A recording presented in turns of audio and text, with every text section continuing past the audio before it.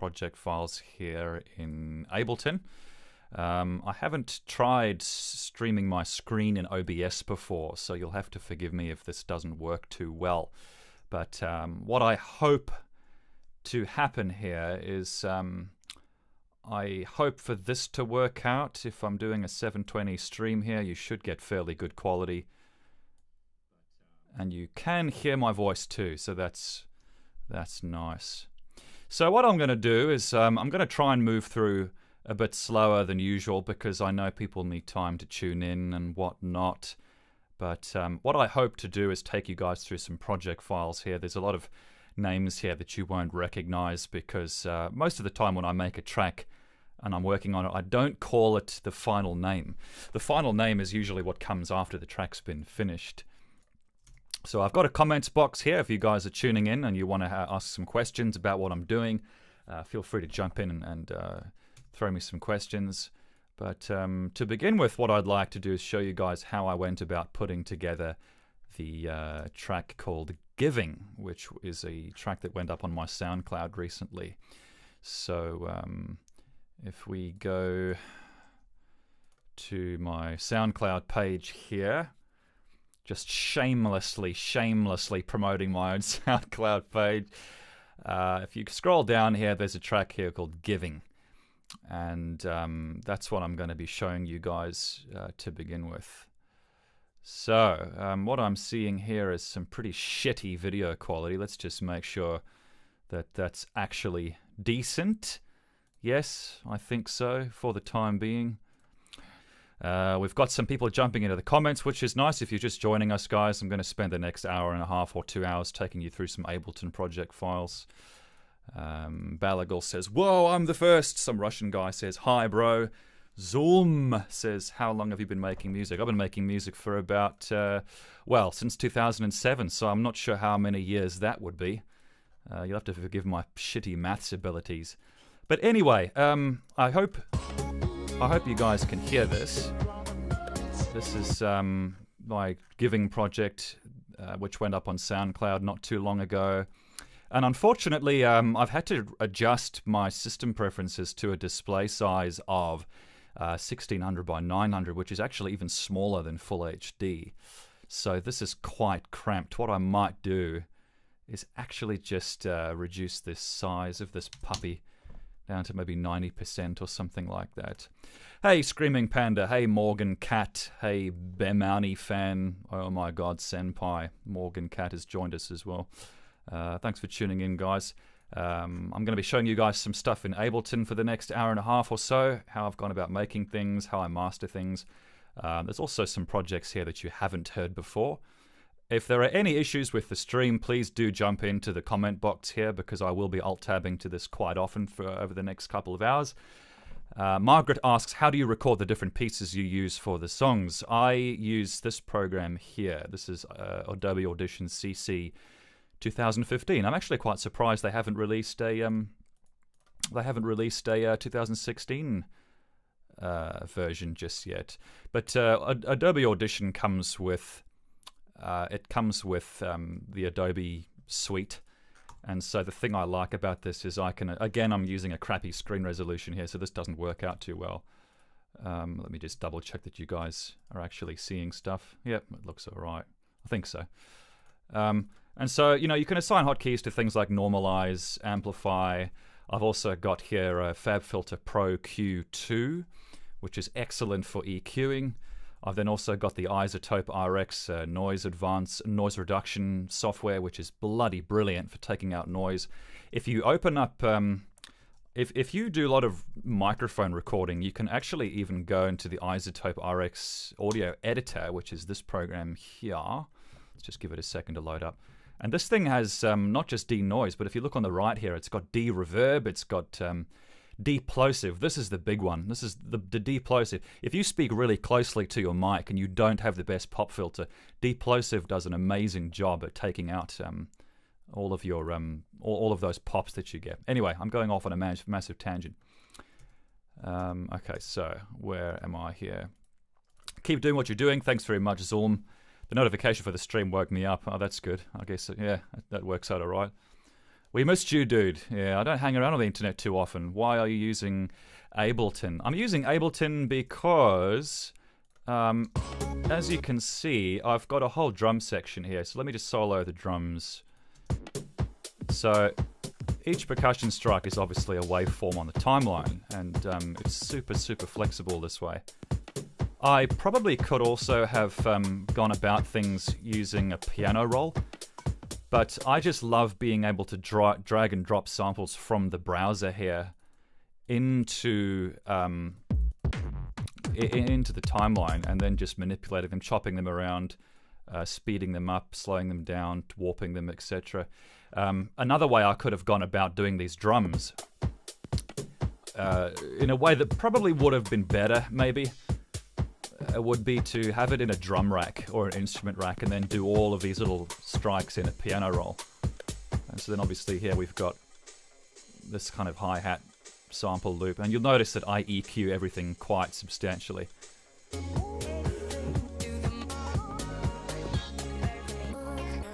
So this is now an interesting point about this track. This track's done quite well on SoundCloud recently.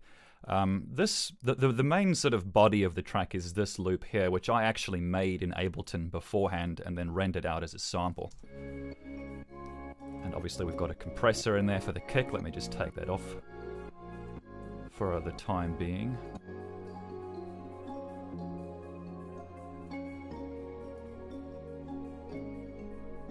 Okay, so I made that in Ableton in a separate session using a bunch of orchestral samples. But let me show you where I actually got the kind of music / notation from, and you'll notice the similarity. So this is a loop that I recorded from one of the episodes of that Barney the Dinosaur show, if you remember that.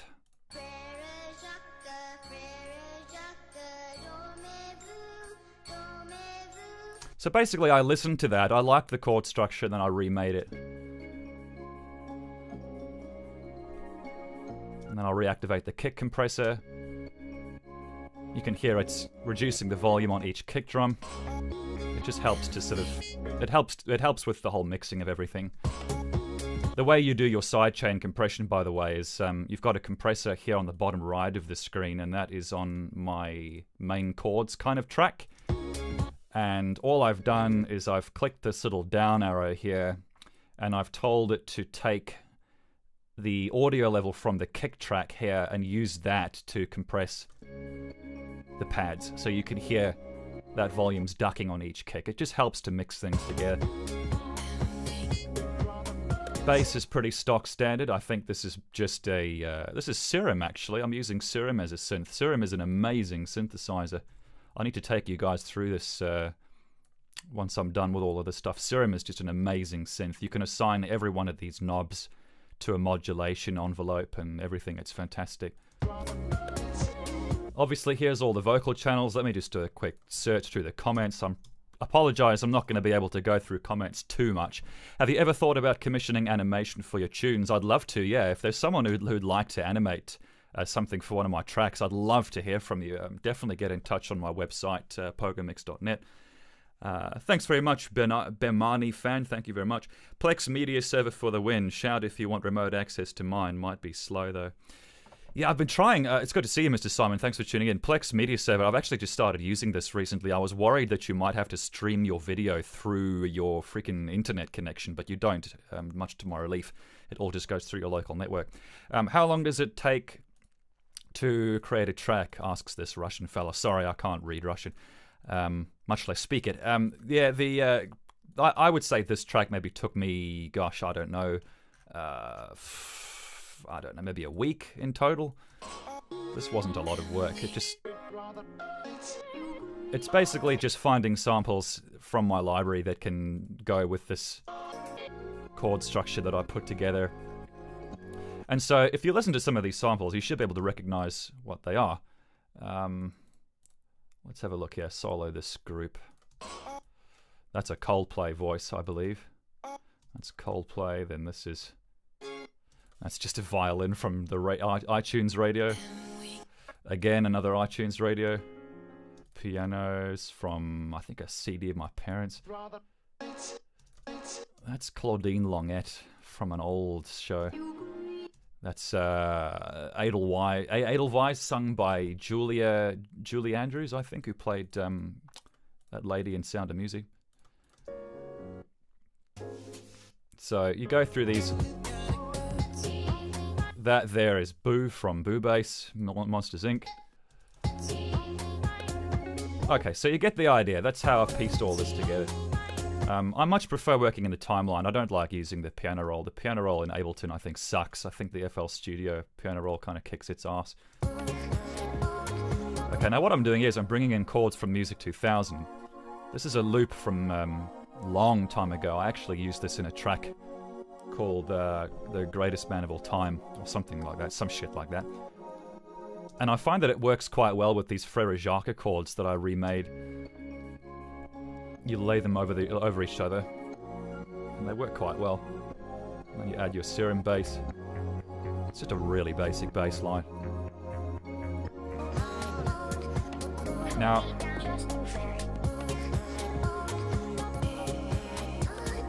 on this vocal channel here, you can hear a reverb. That's not just any old reverb. Sometimes when I open this plugin, Ableton crashes, so fingers crossed. Okay, we're good tonight. This is Valhalla Shimmer. This is an amazing reverb for doing very long reverb tails. If I turn up that mix and turn up the size, and if you adjust the size while it's reverbing,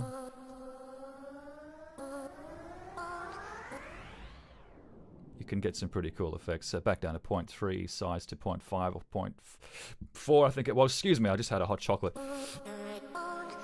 Yeah, okay, so again, that's much too much reverb. Let's pull that down.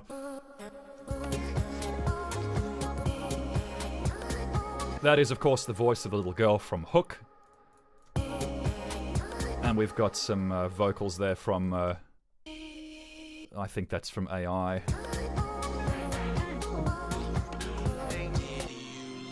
That's, of course, Aladdin. I was watching Full House on Netflix, and the guy who plays Aladdin's voice is actually on an episode of Full House. I hate Full House. I don't know why I watch it. It's just disgusting. And there's the kid from Chitty Bang Bang. And there's Deborah Carr playing Annalea Knowens in The King and I. Oh, and then, of course, Jiminy Cricket from What's Its Name, Pinocchio.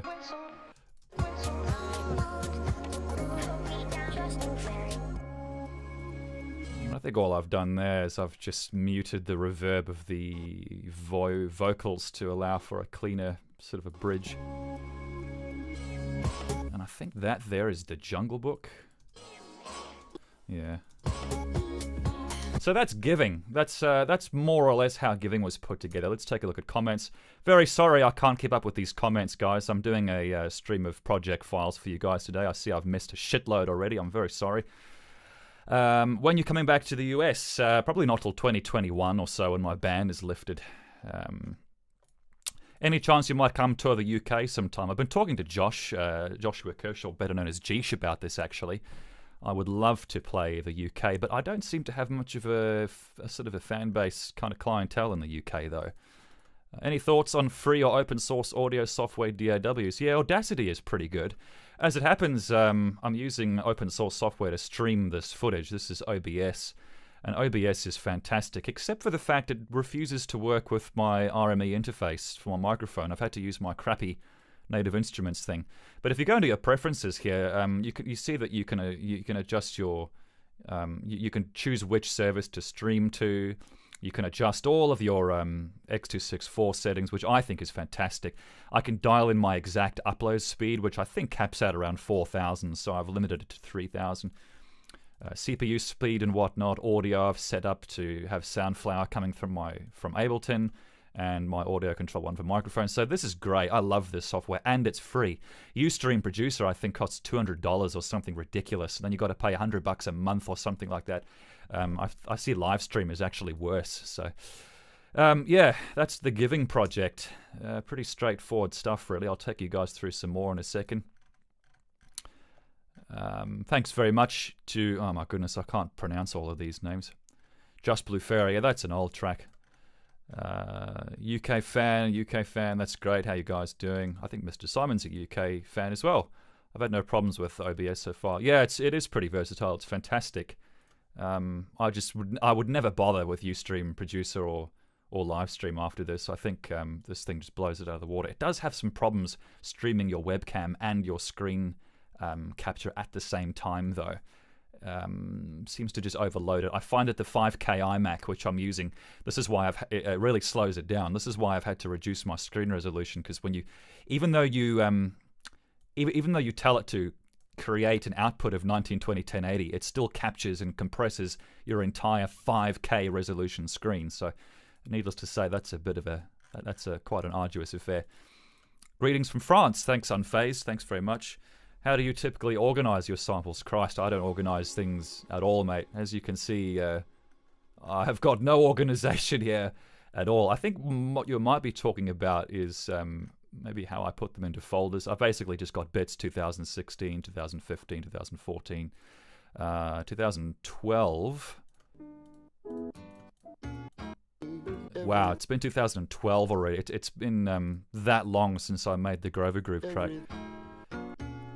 You should be able to recognize that sample. That's from Grover Groove, which was an FL Studio project. I hope to do FL Studio on my next stream, which I need to go onto my PC for.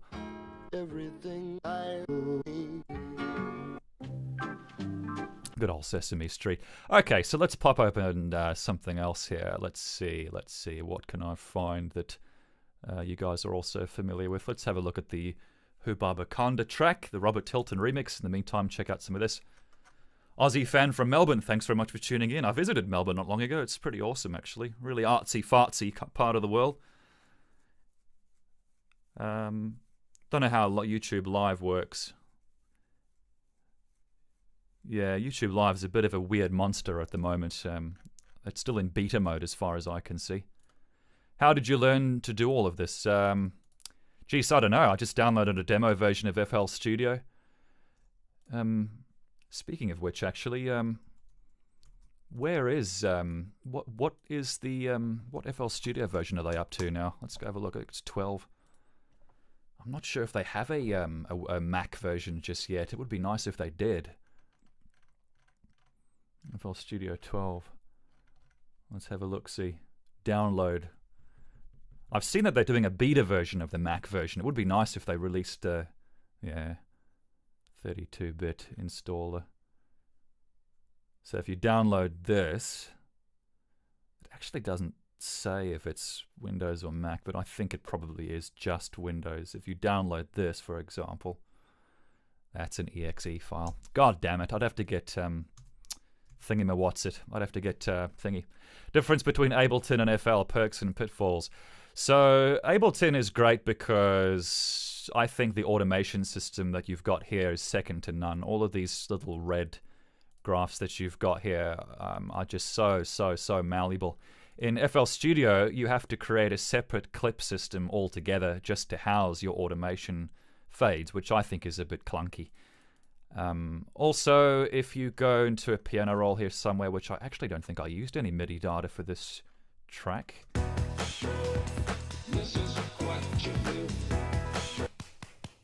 No, there's no MIDI data, but the piano roll in this software I think is just kind of balls. If you create a new MIDI track here, for example, for some reason the thing always likes to start as zoomed out as physically possible. You know, it's not really what you want. Drawing all of this out I find to be a little bit finicky. I think FL Studio does the piano roll stuff much better. I like the piano roll so much in FL Studio that I actually spent 3 days recreating the Hyrule Field theme from Ocarina of Time entirely in FL Studio, and it was perfectly doable. Come back to France, says Jules Kanedvich. Yeah, I hope to. Go back to Euro Disney. Much love from Austin, Texas. I think I went and played in Austin once. It was hot as hell. The climate, the altitude up there, I couldn't breathe. I love Boot Me Half a Gram, Sam. There's always these weird tracks that come out from these guys. So I'm glad you like it, but yeah, that's an odd one. Have you used any external samples like a Kai or Ensoniq? No, not really. Where do you get inspiration to do songs? Geez, I don't know. Just from the samples, really. If you watch Robert Tilton on YouTube, I mean, Jesus Christ, it's all the inspiration you could want. So, this is obviously just all him clapping. And just a quick tip, when you are putting sounds down, you want to space them apart a little bit. When I was a newbie, I would just put all my claps like this. I'd have them all right on top of each other. And so you've got 1, 2, 3 sounds all competing for that space. You want to just separate them out a little bit. So when you actually look at it very closely, you can see that that one's just a little bit ahead of that one, and that one's the last one there. And it just creates a more... Well, when we unsolo this channel, that is, it creates a slightly more separated, sort of articulated sound. If I had all of these, see, that doesn't sound as nice as, that's just got more of a slap to it, more of a splash. So always space your sounds out. Now, this is a drum loop that I found on Spotify. And then I went and added some kick drums, obviously Robert Tilton's claps. And I was really inspired by that Fatboy Slim remix of, what was that track called? Shaking That Ass or something like that. Yep. So, see, I'm definitely getting audio dropouts. Let me just check my OBS 1 second.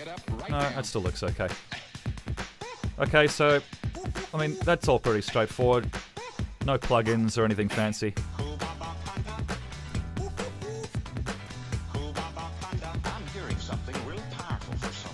Not really any tricks to talk about here. There is the drum loop. I also have a guitar that I found someplace. And it's actually not timed very well. In fact, you can see I haven't retimed it at all. But what I did with this is if you take the limiter off and you take off the EQs, and maybe even the utility, there's actually quite a strong cowbell in there, which I've taken out quick and cheaply just with a limiter. You see, and I actually went to the extent of taking the cowbell out of there entirely, but for some reason I haven't used it. I'm not sure why. And then I've muted that. Sorry about that. Shakers.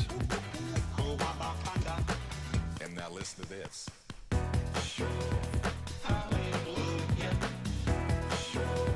This is actually a pretty straightforward project, really. There's not much going on here apart from basic kind of EQing. What's this? That's one of the claps. No, that's a snare laid in there. That's just one of his claps again. Kicks.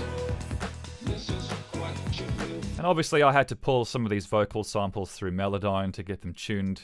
This is what you do. That's very, very tuned indeed. This is what you do. Something more than it was. Very challenging working with Robert Tilton's video because I couldn't find the source material anywhere, and I had to work with very bad quality video from YouTube. So that was that was a bit of a grind. Chord samples here. We've got this. And then I've added, and then little bits of Pat Metheny groove, and this, whatever this is. Ah, it's another bass. Okay. I'm convinced some of these vocal samples are off key.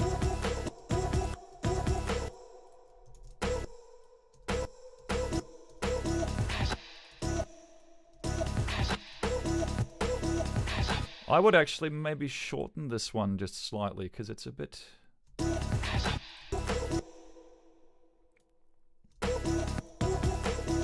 Yeah, it makes it a little bit... Maybe this one too, actually. It could be even shorter. You see, it just sounds a little bit more punchy. There is a harmony there someplace, but I'm not seeing it here on the... After hurting people. It's probably too much reverb on that channel, I would say.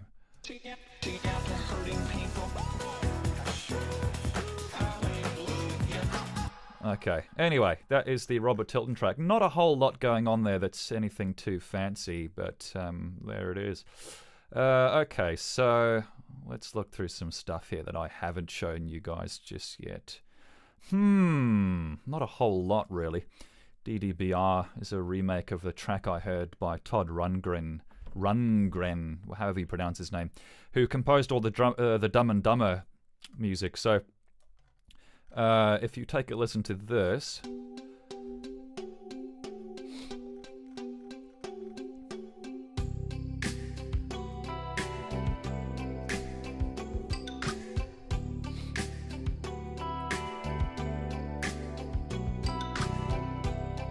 so that's a remake of this. This is the original track that's obviously been muted within the project. This is from the Dumb and Dumber film, the first and only great Dumb and Dumber film. Yeah, oh, it sounds so much better. But I've tried recreating that by stacking a bunch of these guitar... where the hell are they? That one.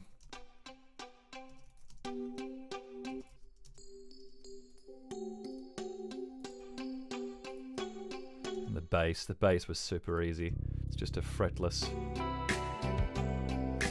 And that lead guitar is actually very difficult to get right.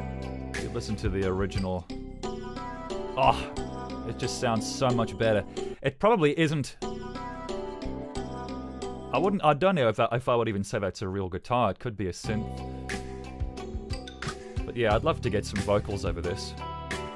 And then we've just got this super basic loop that I found somewhere on Spotify. I'd love to paint those wood blocks out because they're a bit distracting. And then I've just started extending this with a piano of sorts.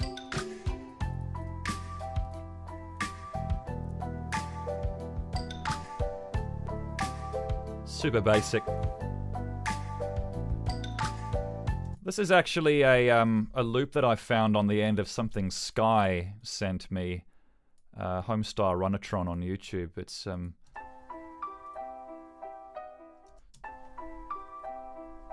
so I've just looped that to be, and then I've transposed it.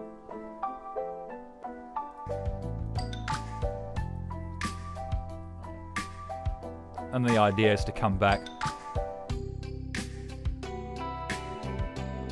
I need to figure out that guitar, that lead guitar. I need to make it right. Okay, let's check.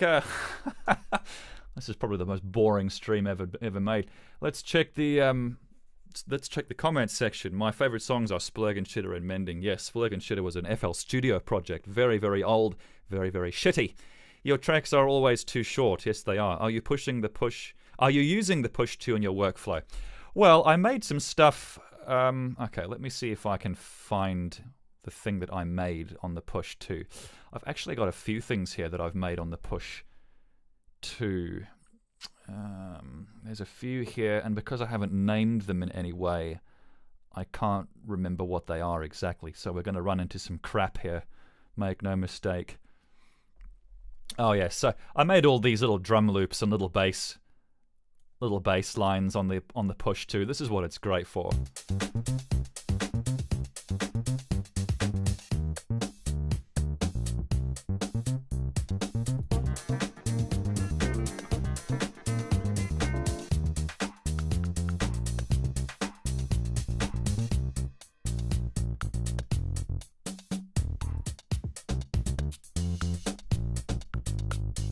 So basically, every one of these little notes on the piano roll is what I ended up drawing on the pads of the Ableton Push 2. And I have to say, given the choice between drawing out notes like a loser like this with a mouse and keyboard and doing it on the Push 2, I would take the Push 2 any day of the week. In fact, I actually think you could probably have the Push 2 under your iMac or your computer monitor and use it to fill things out on your piano roll. I think much quicker and less painfully than using your mouse. So yeah, I haven't done a whole lot of push 2 stuff. I'll show you this track real quickly. This is actually something I made before Data and Picard came out on SoundCloud. So this is a loop. No, hang on a second. This is a loop from Star Trek Next Generation that I found. I've got the exact season number. It's season 3, episode Menage a Troy, at 28 seconds into the episode.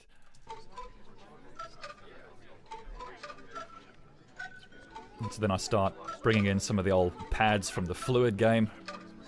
You've got to have Fluid. The track just isn't complete without some Fluid samples in there.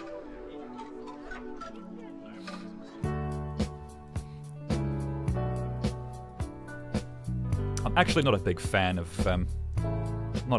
this chord structure here. But then I've got this here. This is a bunch of chords I put together on the piano roll that are based off music in one of the Star Trek episodes.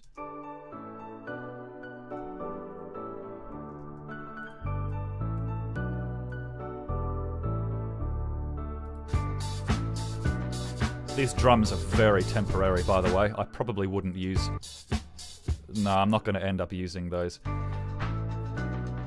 And there's the Baba Kanda drum loop. This is something I threw together in a very slapdash kind of fashion. And this is actually roughly where I started the Giving track, actually, because you can see here, we go from this into this. So the idea with this track was to put a whole bunch of Captain Picard vocals over it, but it's a bit sleepy, I think, for me.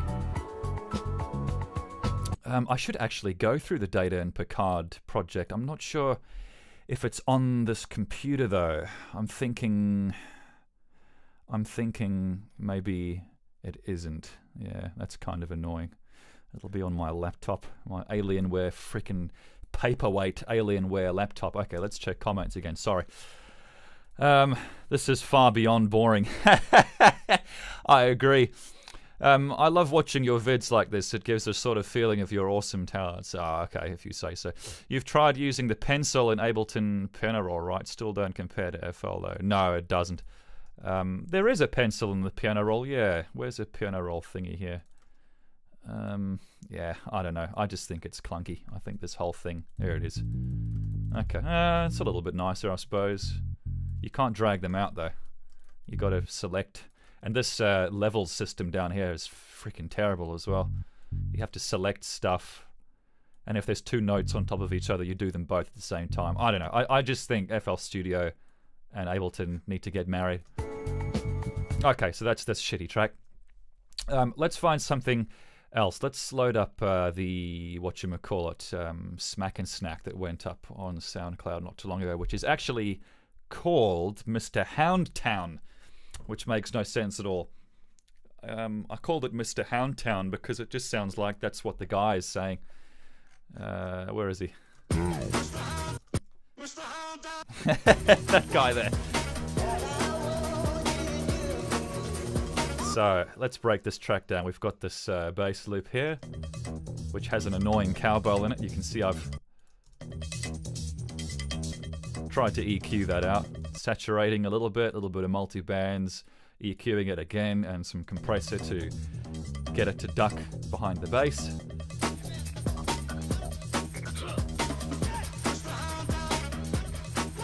That what sound there is actually Samuel L. Jackson at 6 semitones high.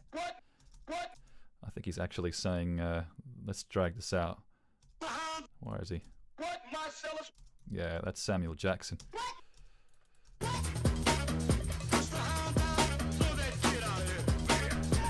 And we got some Tekken 3 samples in here too. That's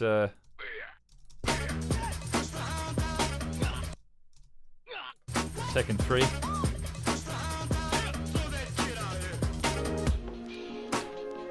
Okay, then we got some samples here from Fluid. Now this is actually a monophonic loop that I've made stereo. And I haven't done it via any process of stereo separation or anything. What I've done is I've created 2 copies. The one goes on the left channel, the one goes on the right. And in this version, I've selected the complex stretching algorithm. And then in the right channel, I've selected the beat stretching algorithm. And then I've slightly just altered the timing using some warp markers. So the idea is to have a slightly different version on the left to the one that's on the right so that you get proper stereo separation. And I've obviously EQ'd these quite a lot as well because out of the box these pads were quite, well, boxy to put it in an appropriate way. And lacking clarity as well. Wish these little power buttons were a bit... Would be cool if you could like activate it by clicking on the bar. That'd be quite nice. I want you to get... It's a classic sample, that one. And again, we've got a bass here from Spotify, I believe.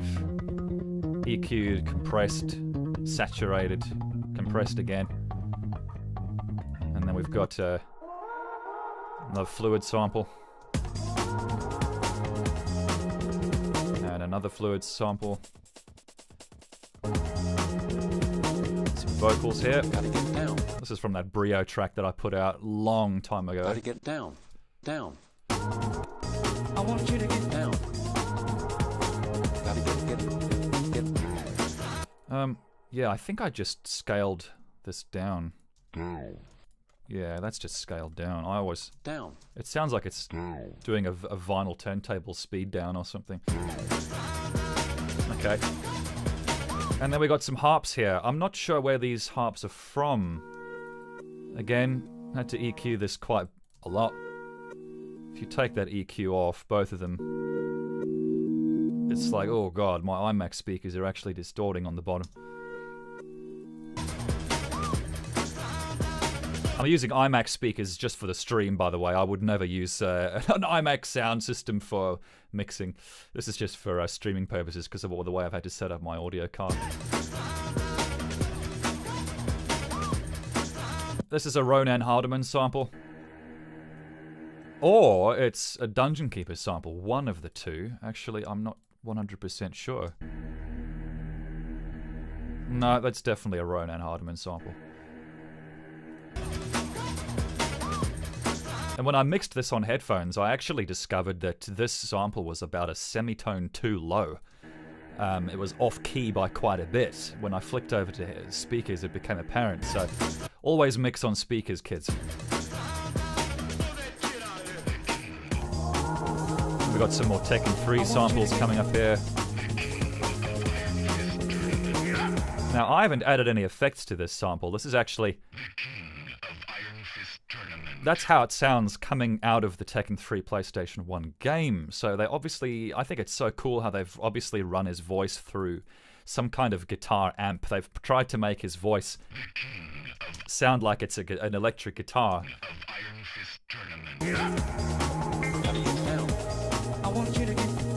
That's from a Saint Germain track, actually. I want you to get... I would like to flesh this section out with more vocals, actually.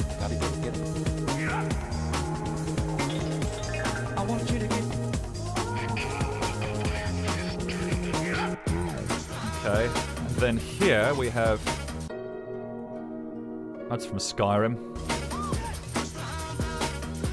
Not sure where those harps are from.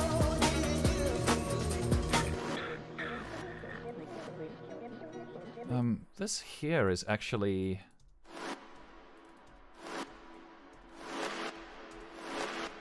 I'm not sure what that is exactly. Oh, and I've used the Valhalla vintage reverb there. There you go, it's nice.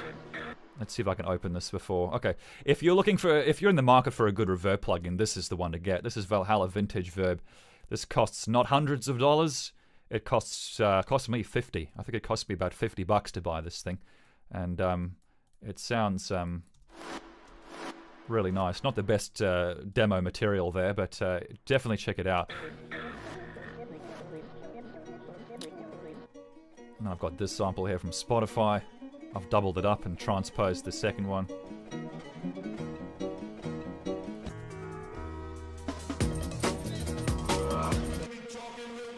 This is actually a line from Pulp Fiction. If you take the effects off... You hear me talking, hillbilly boy? And I've just retimed it to be a bit quicker and added reverb saturation. Let's unsolo it.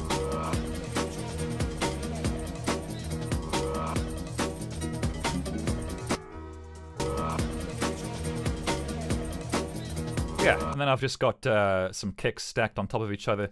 There's the body of the kick. There's the splash of the kick.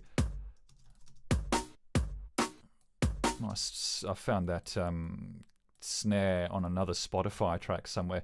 If you go to Spotify Premium account, you get ultra high quality audio, and it's just there's more stuff on there you could sample in a lifetime. It's fantastic.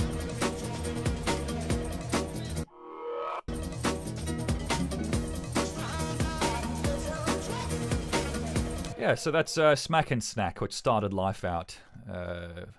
Called Mr. Houndtown, which makes absolutely no sense. It's check comment section. Sorry, guys. Can we get some Carl Sagan in there? That'd be a good idea. So there's a lot of clean samples. Oh, lots of clean samples on Spotify. Lots. Let me show you some of the samples I've picked up from Spotify. Loops 2015 Retro. No, that's... where is this? That's from Spotify.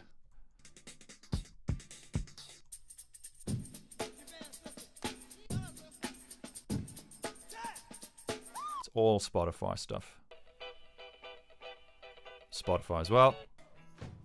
And 2016. Some chord ideas. There's actually a lot of instrumental versions of tracks on Spotify as well. That's Pat Metheny. There's the sample that I picked up of Sky's thing that he Skyped to me once upon a time. And then these are all older samples. These go back quite a few years. But these bass samples as well, I mean... That's on Spotify. All of these bass things, you can get all of these from Spotify.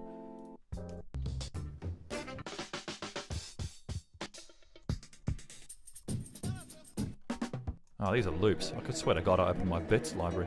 And then here,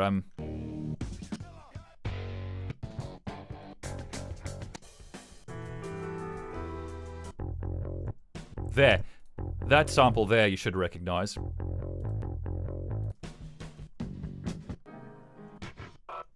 So yeah, I mean, Spotify is just ripe with material. Okay, so what else have we got here? I've got stuff that has never gone anywhere. Most of the time, I'll open Ableton, I'll chuck some sounds down for a couple of minutes and leave it at that.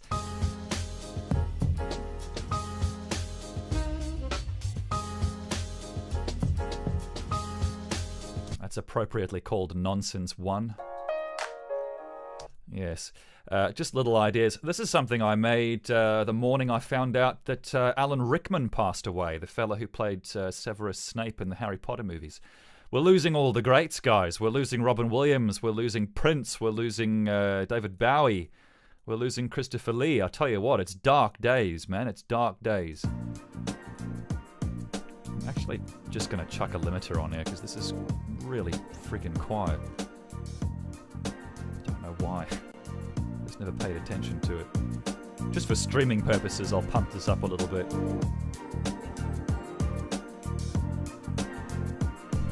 But I would never chuck a limiter on the master to take care of levels like that. I would always go into the problem spots, which you can see by looking at the meters. The kick and the snare are the issues, so I would group those. I'd limit those separately, maybe control the peaks and the EQ, etc. So, I don't know what I was going to do with this track. Nothing, probably.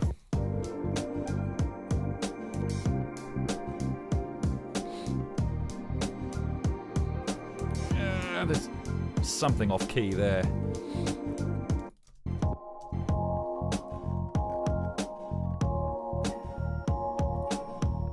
Yeah, a bit slow, I think, for my taste nowadays. I'd like to go up to maybe 105.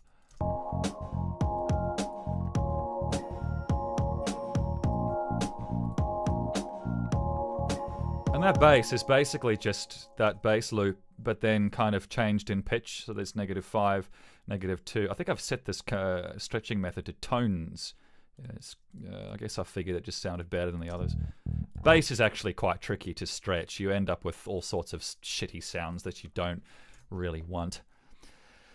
Mr. Simon says, I have a problem when producing. If I lay down 1 or 2 samples that don't work at all, then all my motivation drains away and I just stop. Have you encountered that? If so, how do you push past it?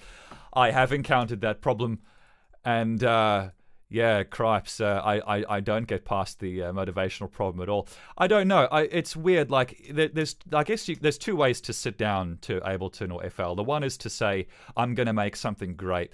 And the other way is to say, I'm just going to fuck around. I'm just going to experiment. Like, I don't know. Let's take... you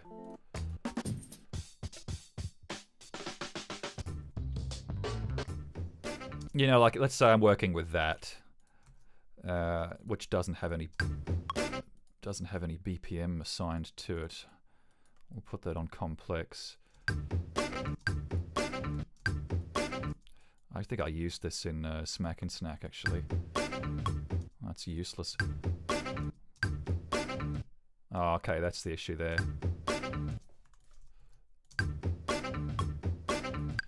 So you get that going, and then I don't know. There's no real drums, so... See, something like this. Bass is totally wrong, so you'd have to...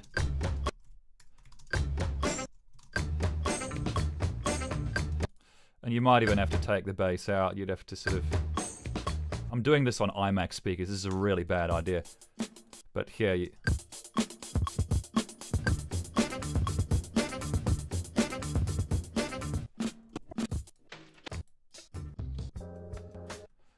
this, you know, maybe pull that.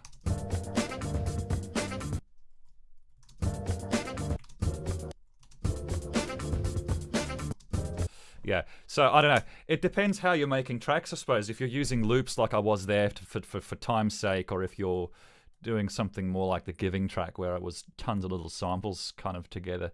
You know, that's kind of why I like doing things the way I do them. If I go back to... oh shit, what was it called for 1 second? For some reason I called this Jazzy Woods. Don't ask me what that's about.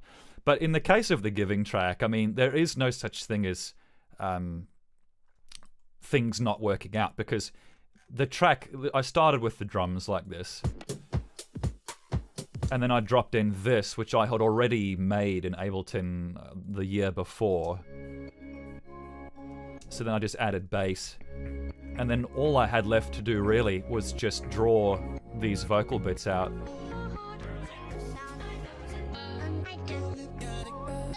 And that's just a case of, I don't know, finding things that match really melodically and rhythmically. That's not really a big deal. But when you're creating stuff from scratch, like, yeah, the Who Baba Kanda track, it took me a long time to find stuff that worked. But I guess I was just so inspired by Robert Tilton that, to be honest, I mean, that whole thing just took itself. It took control of itself. It made itself. That whole track was just awesome to work on. Piano buggery. I don't know what that is. Let's have a listen to that shit. Again, just really peaky drums. If we take those drums out, there's just a lot of peaking there.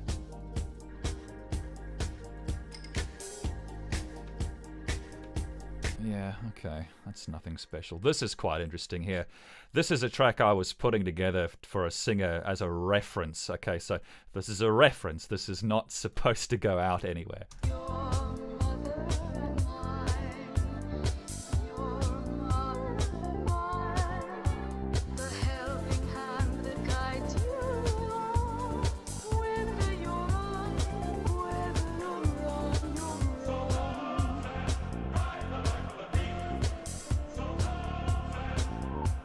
So what I did here is I took this loop here and I kind of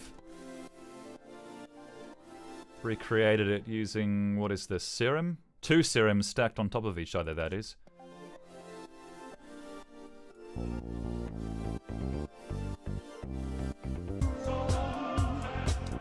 So what I wanted to do was give this to a singer and say, can you re-sing, can you record this vocal for me? Because obviously what I've had to do here is I've had to chop the hell out of this and retime it and splice. Where are my mixer, my fades? Fades, where are the fades? So there's all the fades, you see. I didn't stretch this vocal down because originally it was very slow. I didn't stretch it down because the vibrato would have condensed and she would have sounded like a chipmunk. So instead what I did is I tried to cut out all the middle bits of the syllables. And I mean, this is just a reference. This is not something I would publish anywhere. So anyway, yeah, that's Wendy from Peter Pan. What's this? OPX Pro. OPX is an amazing synthesizer as well. You've got to check that out. If you're after an 80s retro sort of sound, this is what you can get.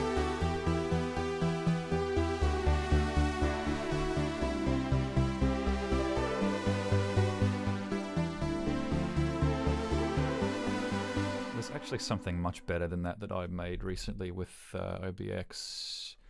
Where are you? I don't have all of my project files on here, unfortunately. I need to load up my PC and get my sound library onto it.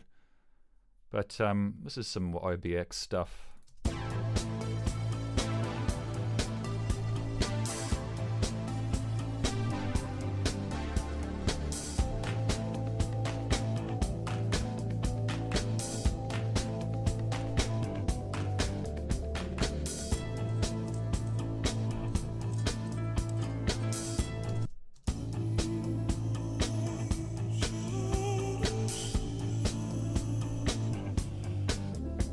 And again, just using bass. I find that it's so much easier to just use a real bass and then just pitch it. It's just so much easier, and you get such a better sound as well. I actually, I want to befriend somebody who's a really good bass guitarist, and just record him playing bass all day and get him through all sorts of amps, because the bass for me is the thing that ties the whole track together, really. And when you've got this tinny, shitty little, you know, you go into operator and you get, I mean, you can get by with some of these samples, but nothing compares to a real bass. And this reminds me, actually, I wanted to show you guys Serum. Serum is an amazing, I'll just drop it on any one of these things, I suppose. Actually, no, I won't, because there's a whole chain of effects on there. Let's drop it on here. Serum is an amazing synth. This is not a very expensive synth at all, but you can hear bass.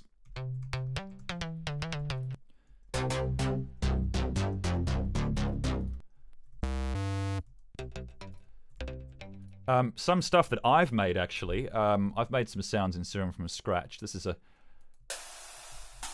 I tried to make a cymbal because I've always been intrigued by synthesized cymbals.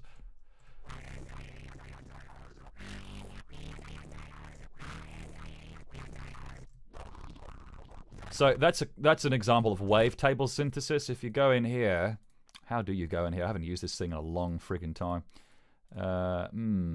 So you have all of these different waves, and it literally just morphs between these waves to create that vocal sound that you hear.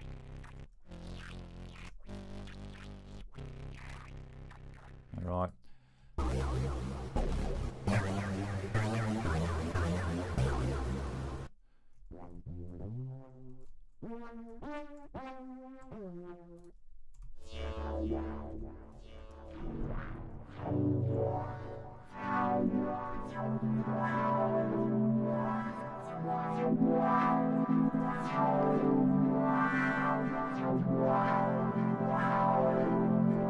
And you can get really nice sounds through it. You can get delays, reverbs.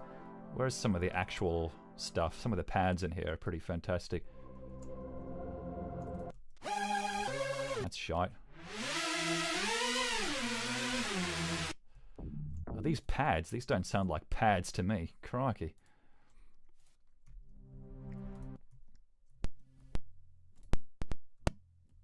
Oh, I think we're clicking.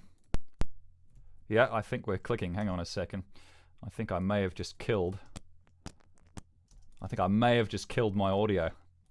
Yeah, I just killed my audio. Crap. Shit.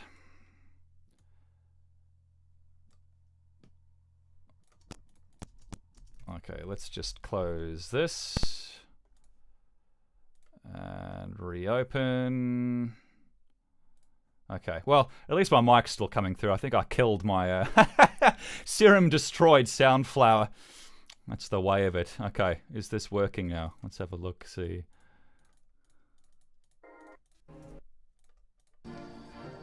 Just get me something playing. It's John Williams, by the way. That's. I think AI was one of the most amazing films Spielberg ever made. I think it's fantastic. It's right up there with Minority Report. Okay, so assuming this is still working, let's just check comment section. How do you play and DJ live, hardware, software? I use a Machina Mark II for most of my stuff, and sometimes an Akai MPD. Can you talk about how to get that bass sound featured in Bangarang? That is literally just this sample here. Where are we? So if I drag this,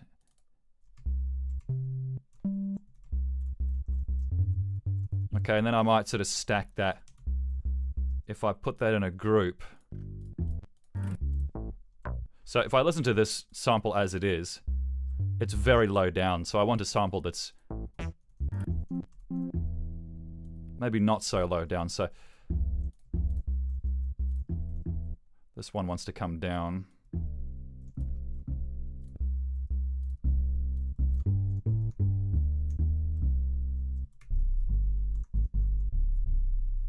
So, and then to get more overtones, you might chuck on a saturator.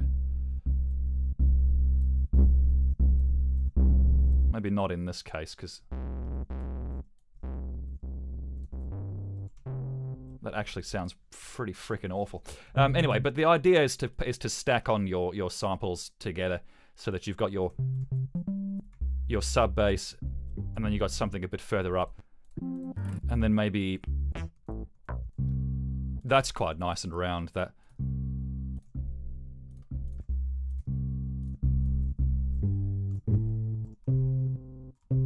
So there's some pitching issues there, but you can stack your bass samples up like that to get more of a full kind of a spectrum. So that works out for me most of the time. This is something that I don't think I ever finished. This was just a bunch of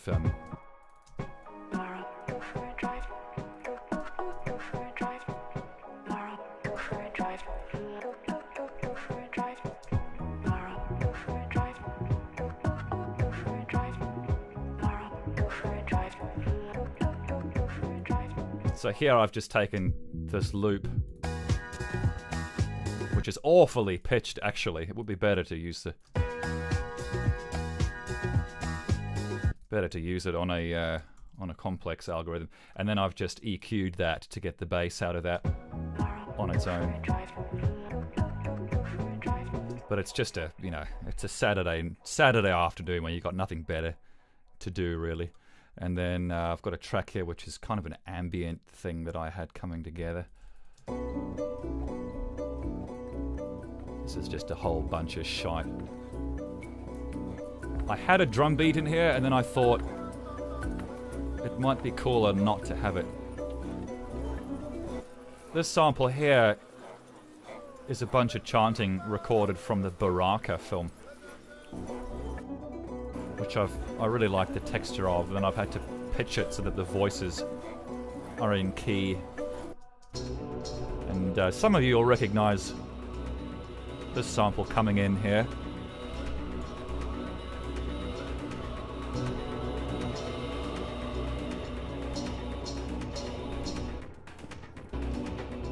Which one is it? There it is, I think. Yeah. So that's that, what is that, the Fire Temple, Bolero something, from Ocarina of Time. That's always fun. I like using that. What is this?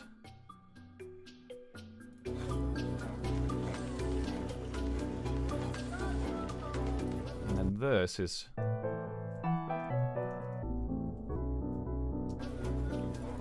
For some reason I haven't decided to put that just straight on the timeline.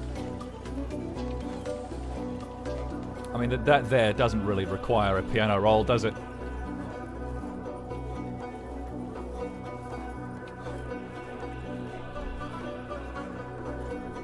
Okay, so that's kind of getting there slowly but surely.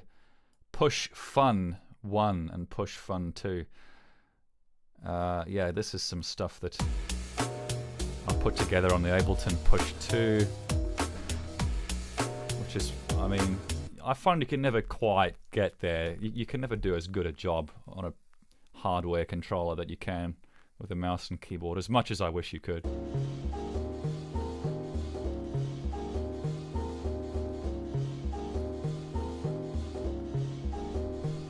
Yeah, okay.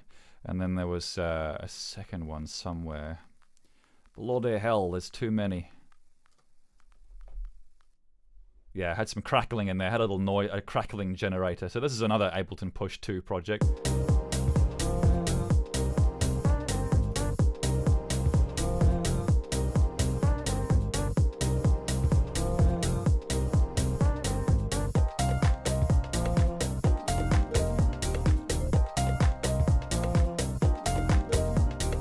So I'm not sure what's going on here exactly. We've got drums, which I would have put together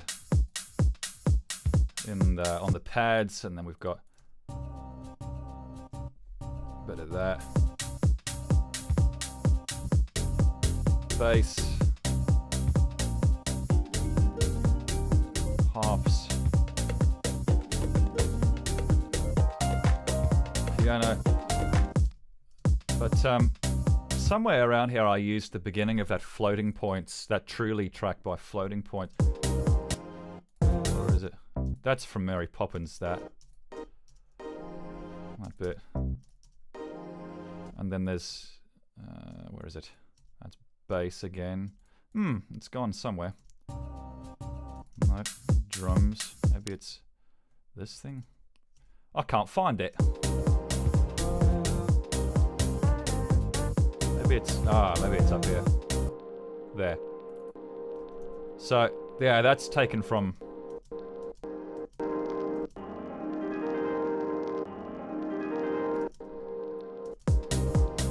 Just kind of like what it does. So, yeah, basic freaking house shit.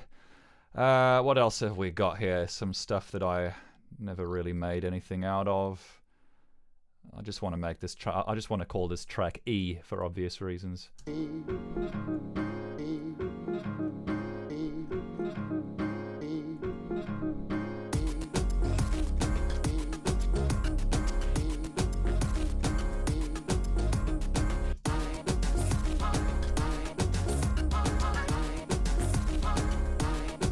So, some of you might recognize those.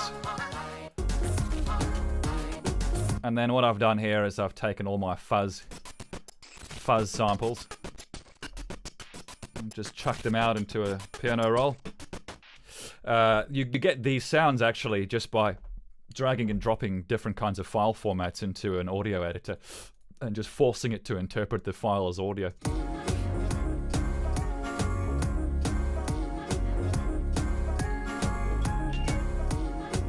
So you see, a lot of the stuff I make kind of just goes out the window, really. A lot of it just goes into the trash where it belongs. This is a fluid library. I'm trying to recreate the fluid library here. Is this still working? Let's just check. This shit has a way of sort of like not working after a while. You know what I mean? So, okay, so Peace is a world in the Fluid PlayStation 1 game, and... This is just trying to recreate. So if I try to this way I have access to all the loops from this world in the game Fluid for PlayStation 1, and I can mix and match them in kind of the same way I would in the game's music editor. So, let's have a look. What are we looking for? That, then...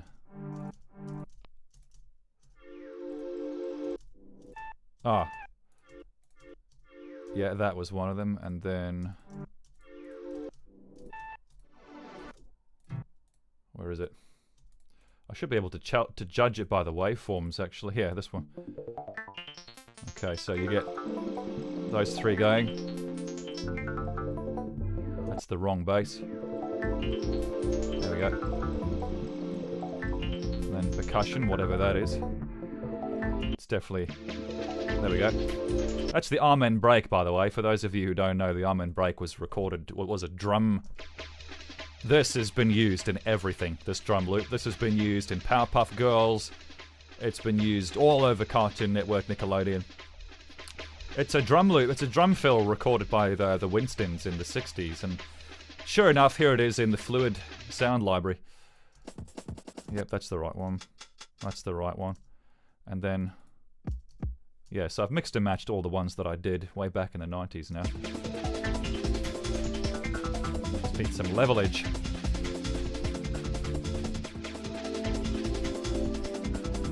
And to a loop like this, I would probably apply one of those Valhalla vintage verbs if it doesn't want to break my Abletons.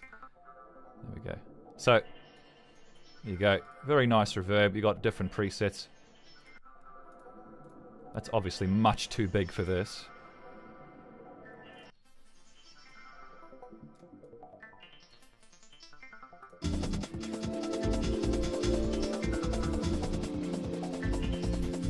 But yeah, let me tell you, sampling all of these things from the game is just a bitch. It is a bitch. Because you have no way of judging where the loop is actually supposed to begin. You see, if you take a loop like this one, for example, it only starts 1.13 beats into the loop. So you have to sort of figure that out when you're sampling from the game, when the first couple of beats, sometimes much longer, is just silence. So that was quite a challenge. What else can I show you guys? I guess I'll jump into the comments for a second. It's not like I'm really paying any attention to this, is it? All hail the Amen break. Yeah, you got to have that Amen break in there. What happened to your music tutorial videos? I took them down because I looked like a wanker. RockShock6 says, that is so cool. The Big OK says, hex yeah, none of this is trash. I don't know, it's all just garbage to me. Most of the stuff that let me see, is there anything on here that isn't so crappy? Not really. What's this? This is something I might have chucked together that wasn't so bad. But you will recognize these samples.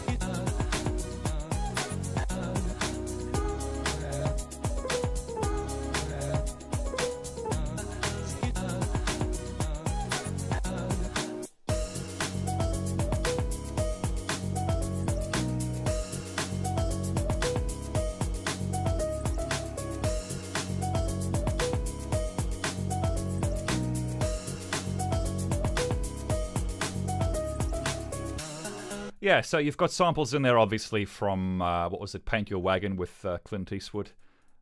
That's all kind of built up in there. Again, I'm doing my drums on the canvas. I realize, actually, this is pretty inefficient because you can basically make these stacks in a drum rack instead of having all of these individual things. It's just that, I don't know, when I'm making music, I don't want to be building things, you know, I want to be composing, I want to be putting sound down, I don't want to be jumping through hoops.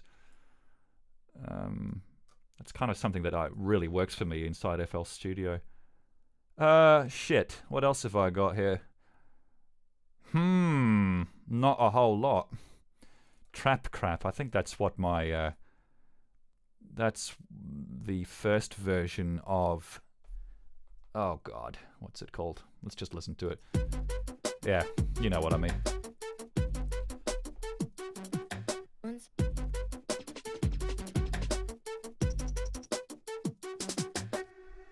Again, there's that Valhalla vintage reverb.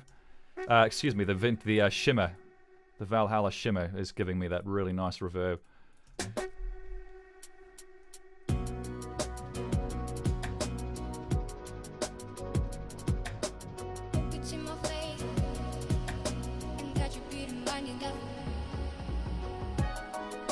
So what I've done here is if you take... this is actually a good way of showing you guys what I do with my vocals. Let's go somewhere where there are some vocals. So let's listen to this on its own. There's quite a few artifacts there actually in terms of pitching. That's not very good. Anyway.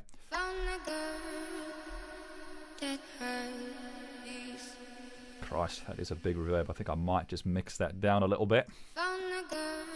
So what I've done here is I've taken down all of these really nasty boxy bits on the bottom end, and then I've also compressed the top end quite a lot. So dry, the vocals sound like that. It's recorded in the Philippines with my Neumann U87, and then I've taken note. See, if you look at the frequencies down here, you can see that you don't really want your voice to be peaking around that portion of the spectrum. That's, what is that, 200 hertz? That's not good. So I like to dial those down, and then I bring up the treble. But the reason I'm compressing the treble is so that it doesn't come up with any really strong S's or T's or F's or anything where the top end just crackles. So you can see here, when these meters here, the treble meters, reach the top of that box, they get compressed. So now this section here, I'm actually not happy with this section anymore. I don't like the fact that this piano is competing with this.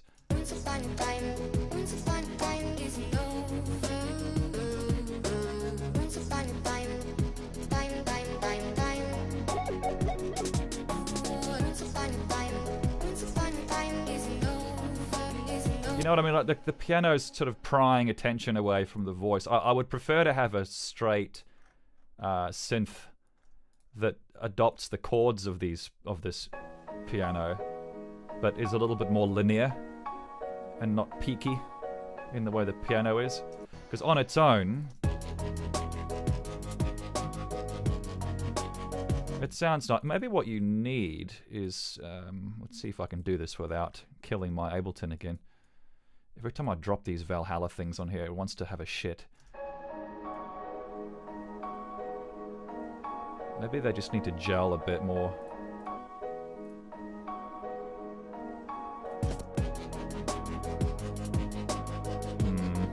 No, I don't think so.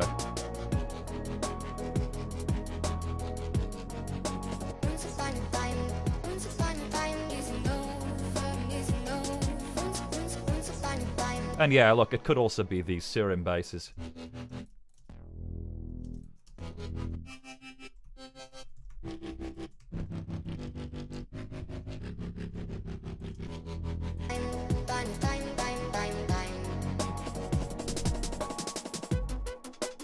Yeah, not sure if that works. I don't know if I like that piano being where it is.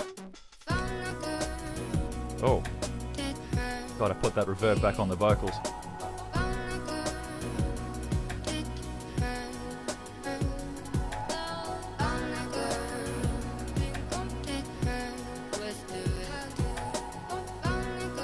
In terms of chords here, what I'm doing is, what is this? This is just the pad metheny stuff. I've recorded two separate sections of the track, so I can have one on the left and one on the right. And then I've added little bits of guitar. And then this sample, and then this, which some of you veteran fans might recognize.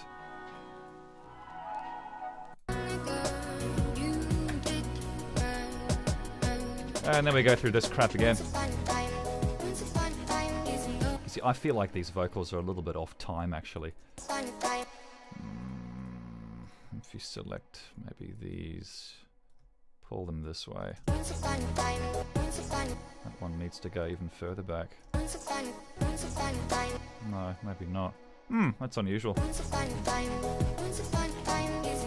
That one's definitely too ahead. But anyway, yeah, I think that piano is just not working with that voice. I think it's just pulling too much attention away, and maybe it's the bass. Maybe the bass just isn't doing a good job. If we take these suckers out. See, that's not as bad actually.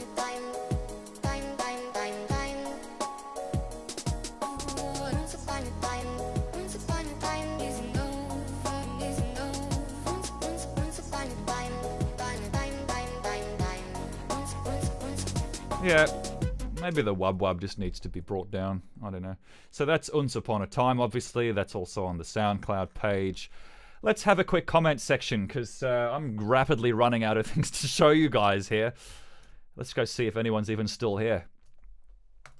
How would you remix a trilogy of films? Example, Lord of the Rings and Hobbit. One song for each movie, or one song... Oh, geez. I would want to do one track for each character, actually. I'd want to do one for Frodo. It's a project me and Dusty Dynamo wanted to do a while ago. He wanted to do Frodo, then I would do Sam, then he would do Sauron, and I would do Smeagol. But I find it very difficult to sit down and make music on cue. You know what I mean? Just to sit down and say, right, I'm going to spend the next few hours making something amazing. I can't do that. It mostly just comes about on its own accord. Which software programs do you use for sampling sounds, both regards to CDs, LPs, and DVDs? Perhaps some of your listeners know. Yeah, I use mostly this program here. This is Adobe Audition CC. This is... oh, hang on a second. I might be able to give you guys a preview of something I'm working on here. Maybe. I might get in trouble for this. No, we won't output through there. We'll go through Soundflower, if possible.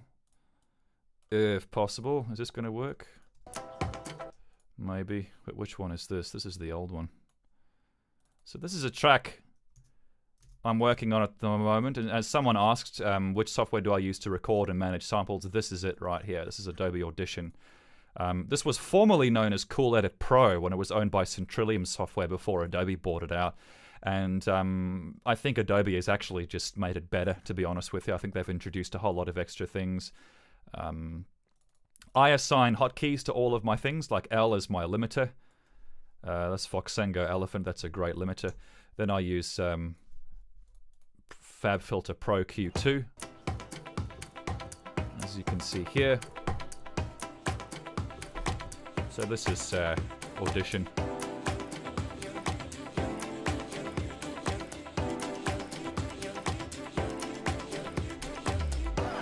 So positive and easygoing art. Make more mad. So positive and easygoing art. Do you? So positive and easygoing art, but I'm a dreamer. So positive and easygoing art. Okay, so positive and easygoing art. And then dance. Play more mad. So positive and easygoing art. Therefore, do you? So positive and easygoing art. And then dance. Play more mad.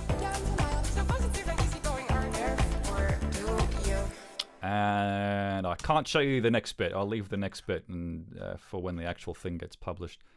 But there's a little preview. I'm probably going to get into a lot of trouble for that.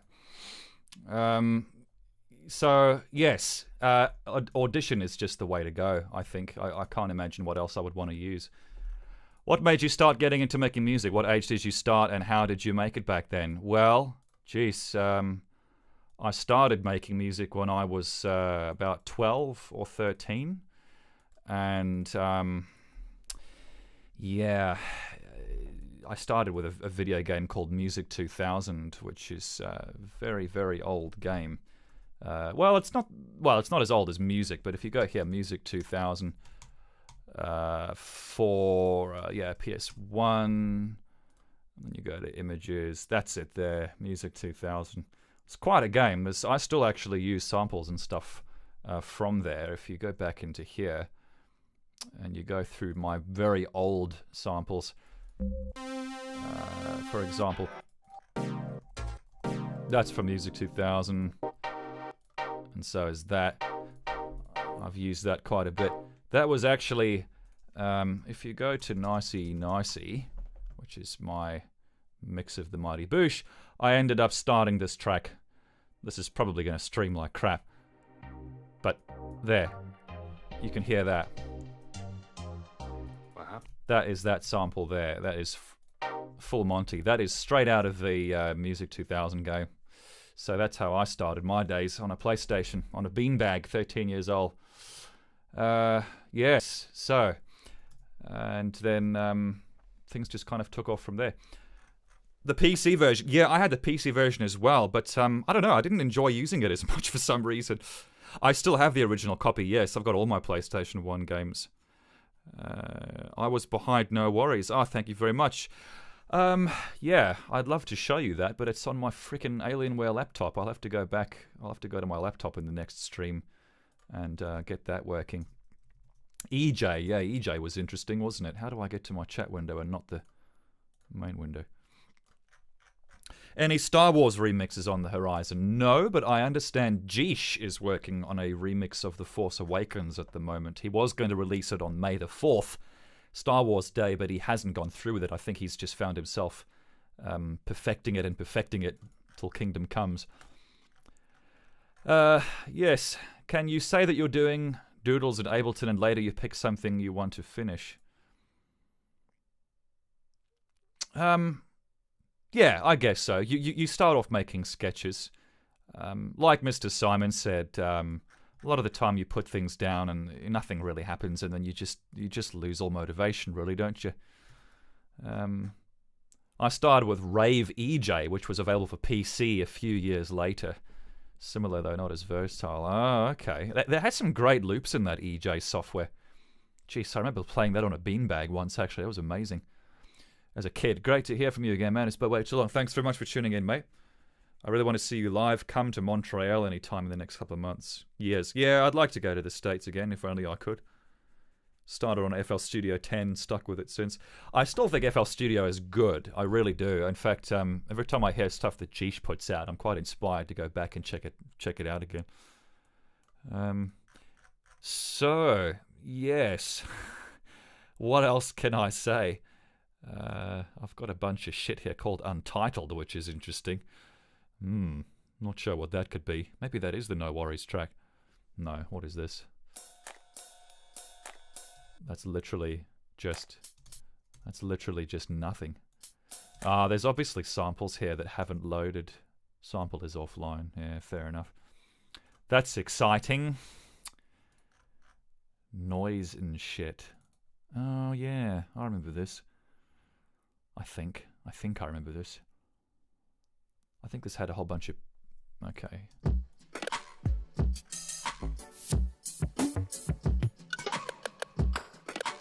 So again, putting all my percussion on the timeline. I find it works best for stuff like this though, because you can see where all your sounds are, exactly what the sounds look like.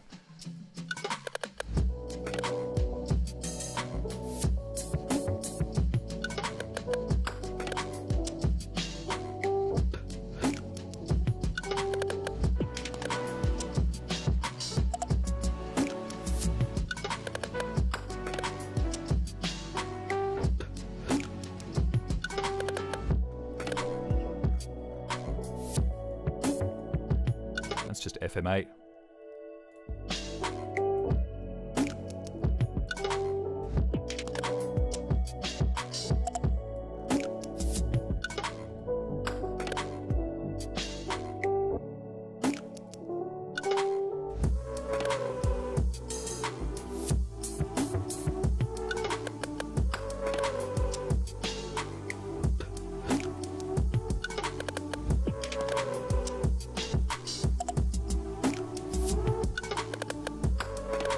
Yeah, so there's a track that I might want to do something with. I had an idea, actually, of turning this into some kind of Robin Williams tribute, using all of his vocals from Dead Poet Society and Patch Adams and all of that, Jumanji and everything. That'd be quite cool. I think there was a remixer on YouTube that did that not too long ago, I think, soon after he died. God, that was a depressing day, wasn't it? Jesus. Oh, God. WindyBlossom. What is that tat? Let's listen to WindyBlossom. God, it's like 2 bars long. Fair enough. Actually, yeah, that's what became... where the hell is that Reaper track that I put up recently? What's this? Oh, this is just some fucking around.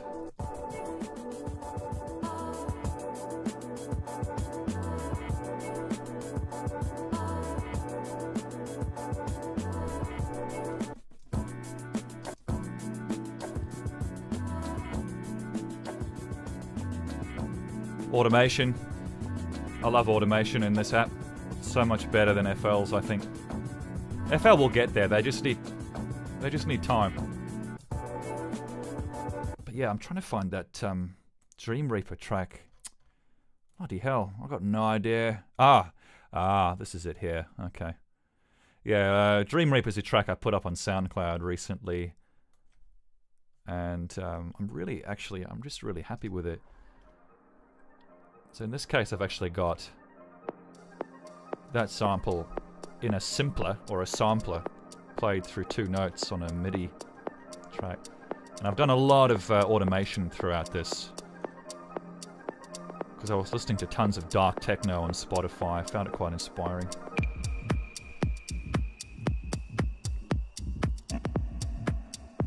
More of that Valhalla shimmer.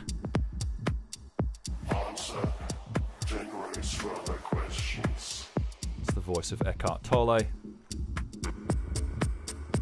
Just for your interest, that sample there, if you drag that out, that is actually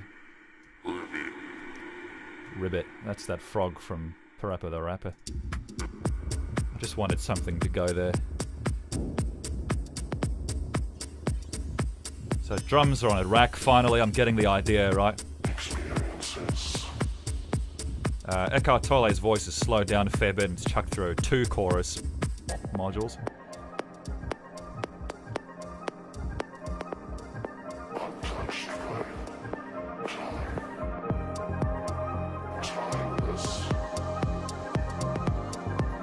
So this bass, I've actually built out of 3 samples.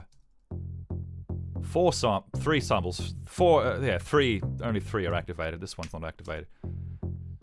So that's how I've built that. So you just hit Command G or Control G, and then it creates a group, and then you can drag more instruments and modules in there. It's brilliant.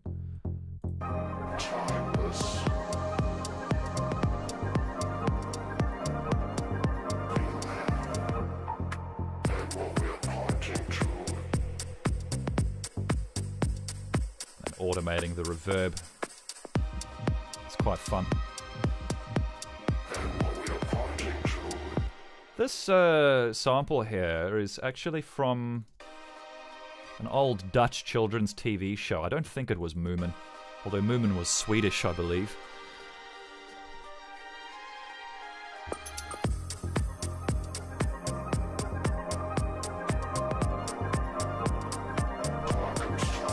So it's quite a simple track. I liked making this one. It was quite fun. Like to make atmospheric shit once in a while. It would be nice to see what studio equipment you have and use currently. Yeah, I should do some kind of a video thing at some point in near future. Parappa the Frapper Frog at a dark techno track. Yeah, bit random. But do you have any good tips when it comes to your studio room and workstation? Shit. Well, what I would do is if you've got your speakers, you want to pull your speakers away from corners. You don't want your speakers to be near corners because that's where your bass gets screwed up, something awful. So you want to pull them away from corners on your desk. You want to have them on stands, ideally. And even though they're away from corners, I still think it's a good idea to put bass traps in your corners, those big foam wedges. And I've got them in 2 corners in my room, in my house at the moment. But I'm using a ton of my pads for my movie room downstairs, so it's a little bit echoey in here. It's kind of hard coming to a compromise. But yeah, and I don't know. Just put pads on just any big bare walls you've got. You just want to put big, thick broadband pads all over. And don't pay, $1,000 for a package. Go to like a hardware store and just get that acoustic foam stuff that you can get for like $50 a roll. Just make it yourself. It's dirt easy. Not sure where this sample's from exactly.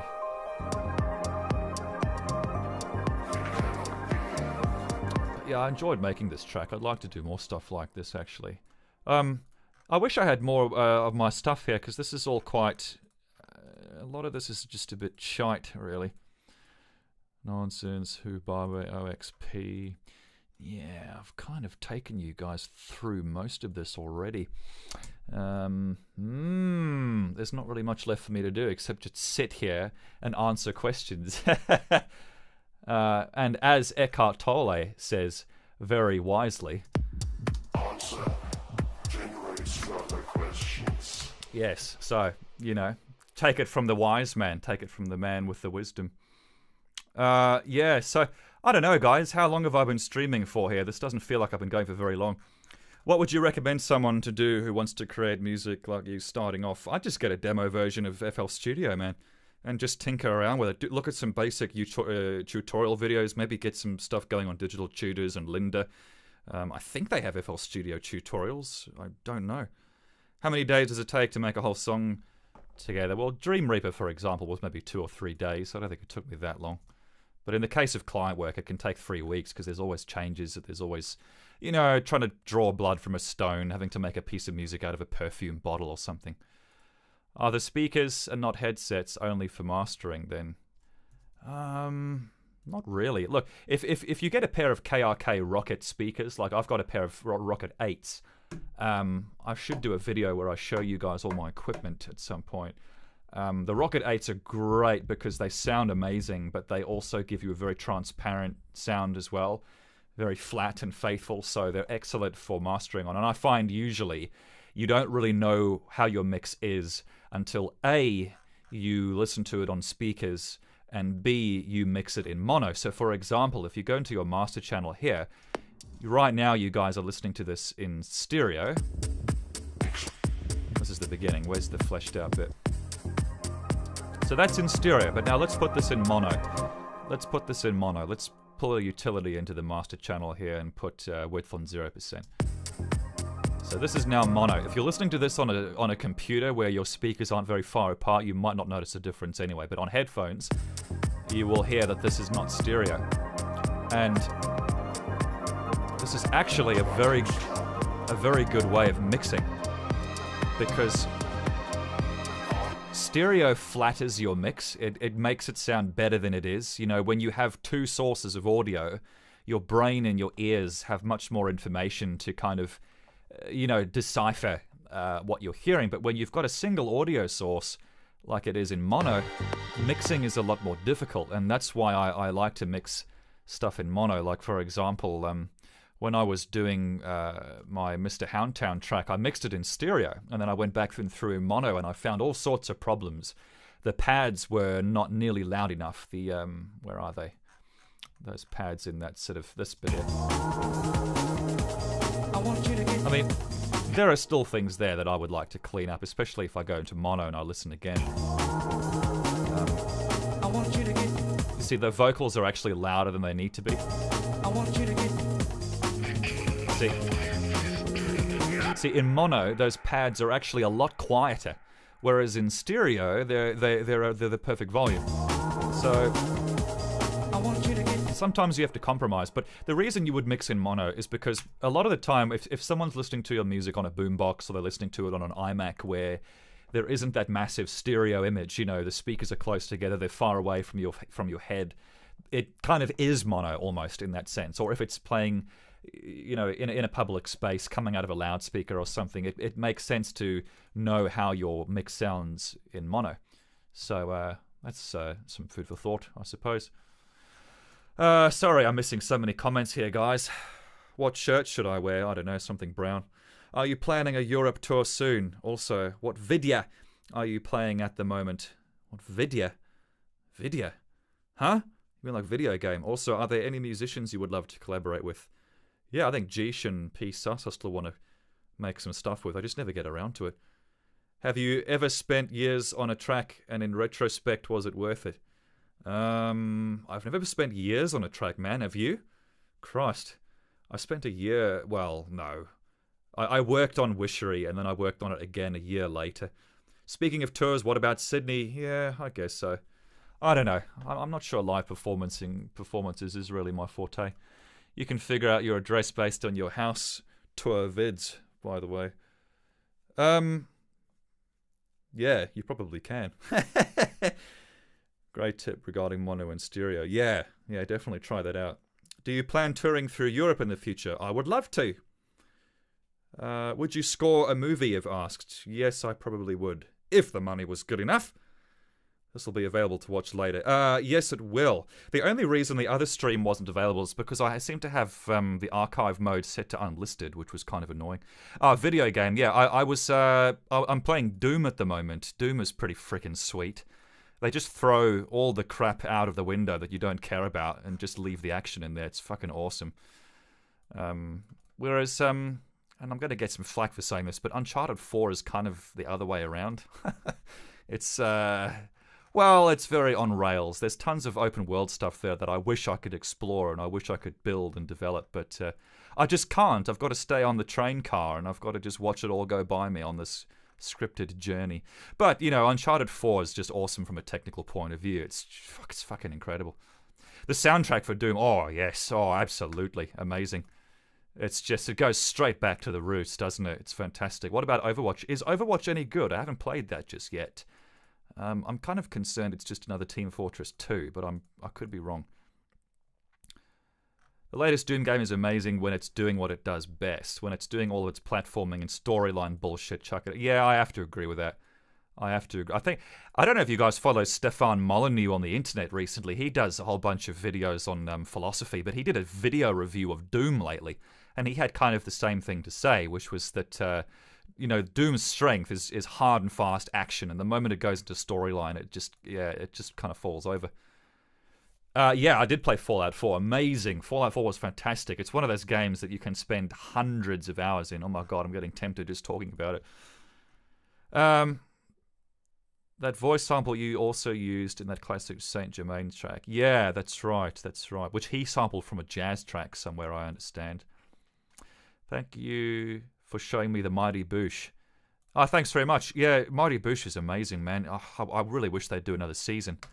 If Noel Fielding and Julian Barrett are really bored tuning into this for whatever ungodly reason, I'm ordering you to make another Mighty Boosh. Are you going to play Lego Star Wars The Force Awakens? Probably not. If you could pick any time period to be born in, which time period will you pick and why? Oh my goodness, I don't know. I'd go back to the 50s, I think. I liked the 50s. The 50s were fun. 60s maybe too. 60s was all about peace and love. Have you tried Witcher 3? Witcher 3 is amazing, yeah. But you've got to run it on a PC. If you run it on PS4, you've got to put up with that shitty 25, 30 FPS, whatever it is. What about a Solitaire remix? Oh, that game. Yeah, Solitaire. That'd be the easiest job of my life. I'd love to. Yeah. So I'm kind of running out of shit to show you guys here.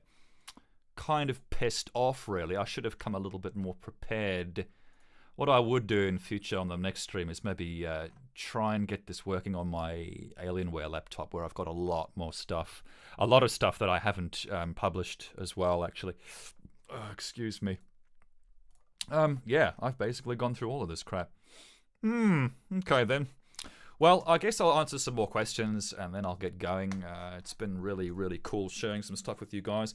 Have you listened to any of Little Tommy J's music? Yes, I think I have. The dude's got skills. Nicey saved my soul. Oh, thanks very much, mate. I'm glad to hear it. Have you ever played the Spyro games? Yes, I have. I think I got Spyro on PlayStation 1 for a Christmas present when I was a little kid. It was amazing. Yeah, didn't that become like Skylanders or something? Did you ever do songs on weird time signatures? My favorite is 13.8. What the hell is 13.8? So if I type... no, I don't think that's going to work in here. It's not going to do anything. 13.8. No, that sounds fun. Make a track. Yeah, maybe I should. I don't know. It would be good if I could have some of my stuff from FL Studio to show you guys here, but there isn't a Mac version, and I don't have all my streaming stuff on my PC just yet. Pretty frickin' annoying. Fluid Library, I showed you that. I've showed you all the stuff that's worth showing. I've skimmed through this list a few times now. There's kind of no love for me left tonight. That's it. That's all of it. That's all of it. What is the project of your dream? I don't know. I'd love to make a movie, to be honest. I'd love to make a film out of this Half-Life thing that I did a while ago. Where's this Half-Life thing? If you go Half-Life 2, real life, this video here, I would love to make this into an actual short film. This is something I shot with my 5D Mark II. This is probably going to look like crap on the stream. But, and then I composited these Half-Life 2 characters into the shots. I'd love to make a movie out of this. I did all the sound design as well. It was so much fun working on this. I had to put the Citadel in the background there, which was kind of annoying. Really shitty camera tracking in some of these shots. But yeah, I'd love to make a Half-Life 2 short film, because Christ knows they're not going to make Half-Life 3. And yeah, it's just, that's annoying. I think there's massive potential for a Half-Life movie, but only if it's not sodomized by Hollywood. You know what I mean? I've got to be careful not to quit Chrome here. Let's hide this. Just Bloodborne and Zelda now. Oh yeah, I'd love to make a Bloodborne remix. That'd be fantastic. Insomniac sold the rights and poor Spyro looks awful now. Oh yeah, I think you're right about that. Spyro's my childhood and it was... Yes, yeah, Spyro was amazing when it came out. Have you ever did any music from Windows besides Apple? What? Huh? Do you like Aphex Twin? I've never listened to him, to be honest. I probably should. It's a name that crops up all the time. I've never heard of Mystery Skulls, no. You're doing a show in Japan? I might be, yes. I might be playing a show September in Japan this year, yeah. And hopefully Dusty will come along with me because he can speak Japanese almost better than he can speak English. It's incredible. Mystery Skulls. Okay. Do you like Tim Follin's music? You're making me sound like a retard. I don't know any of these names. Stuart Copeland, that's right. Yeah, he did the Spyro soundtrack. He was amazing. Man, music in games back then was incredible. Like the Croc game. The Croc had an amazing soundtrack. I've never listened to Death Grips either. No. Quite embarrassed, really. My knowledge of mainstream music is pretty shite. But when you go on the radio on these days, I mean, can you blame me? Really? Yeah. Okay, what have I got in my loop library? My loop. Let's make some loop music.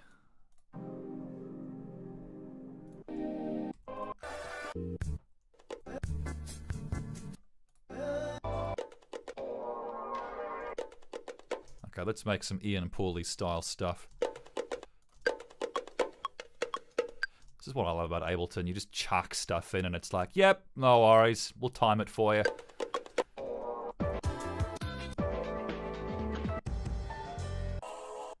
Okay, what we really want to be doing here is going into Cinderella or something. So let's pull in a simpler or a sampler and let's see if we can do something.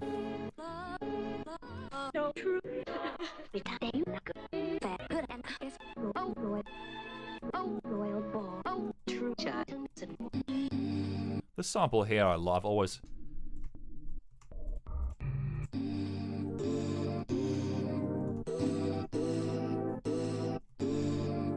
wanted to do something with this, and the great thing about this is you can loop it, I believe, if you click loop and then you pull this in, change the fade.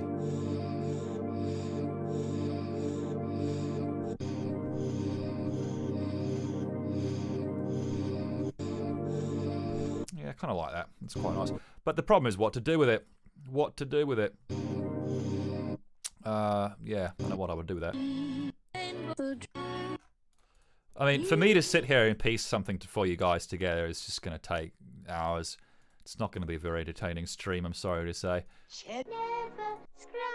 Cherry pies, cream puffs, ice cream, treacle tarts. Yeah, I wanted to use that for something a long time ago. He took the children!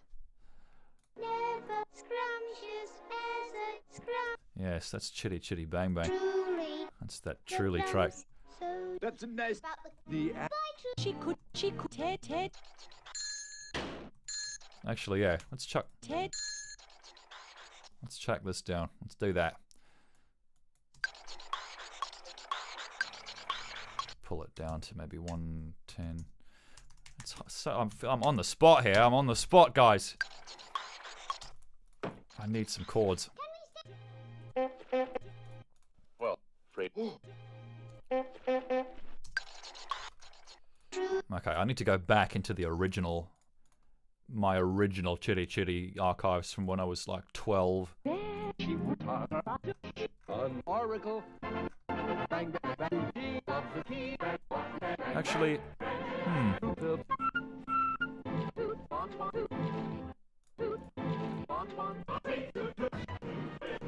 What will bang bang? What bang? What? That's junk got there. Left. Just. this is fun, isn't it, kids? There's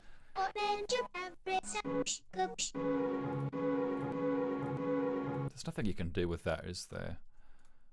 If you take that and hit here.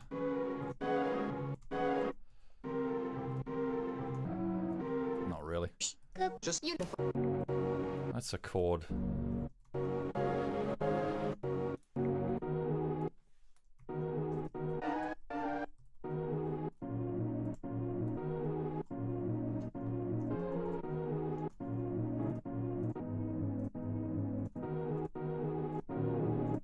You can't play them at the same time.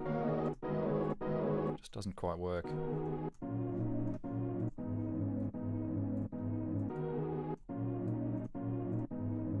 Okay, I kind of like that.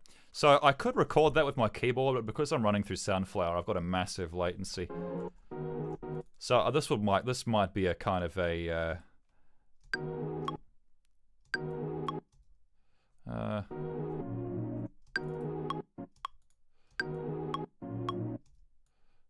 see what I mean? This piano roll is like, zoom in, you piece of shit.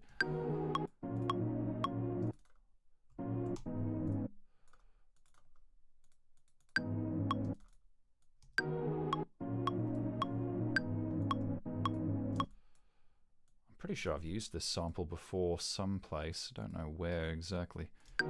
Why is this more than... Okay, let's loop this somehow. Let's...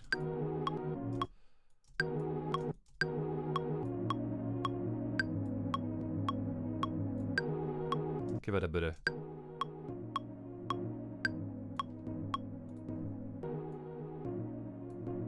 Get rid of that friggin' click.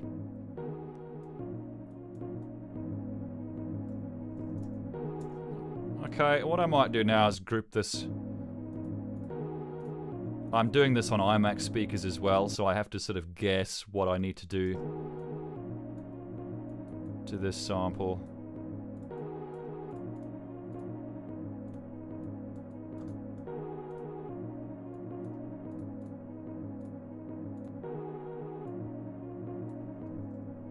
So, I'd want to add something to this, really.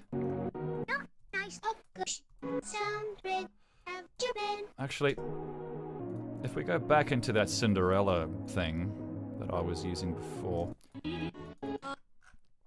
Where are you?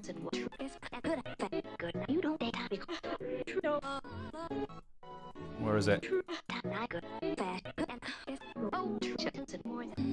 Where? So I'm feeling like...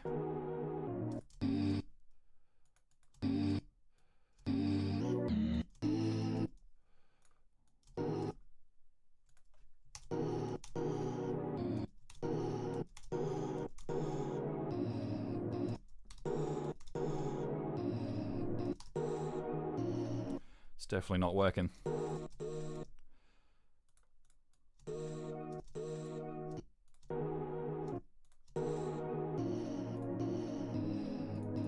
Just needs to get that breath taken out of it.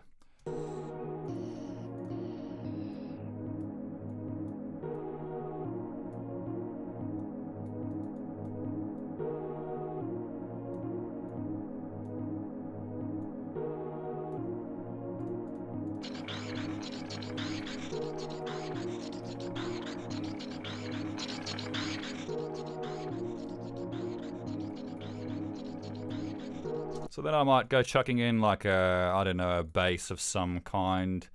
It's the simplest thing I've made in like the past decade. What a piece of shit Instruments, plugins. What's a good bass? Let's build a bass. Let's show you guys how I build basses. Simpler. Where's my MIDI channels? Get me another MIDI. I don't bother labeling things really. Can't be bothered. Let's see. Bass, bass, bass. Usually I just go for the same old samples, to be honest with you.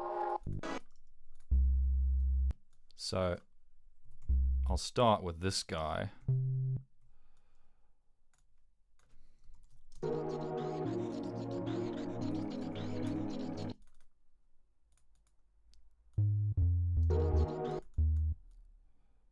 Let's just go, we'll start high so that I can hear what I'm doing and then put the octave back down.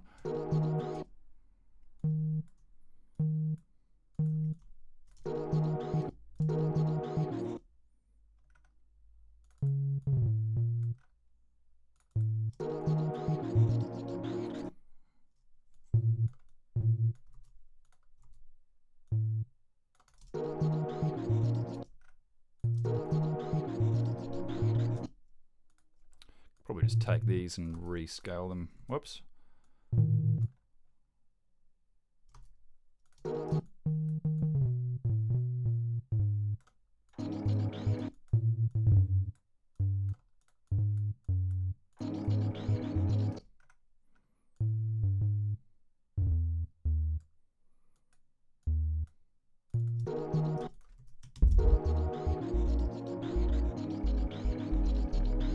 That's very low down. I might have to actually... This wants to be over here. I'm doing this on iMac speakers, so I can't hear what the hell is going down on the bottom end there. But if I had to guess, I'd say this is probably going to need to be chopped.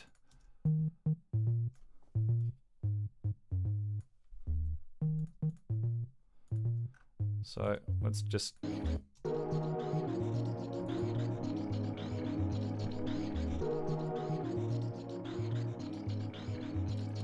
Might be kind of fun to chuck a ping pong delay on here, actually.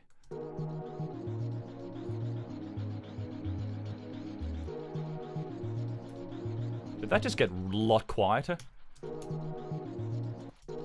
Oh, just that thing did, okay.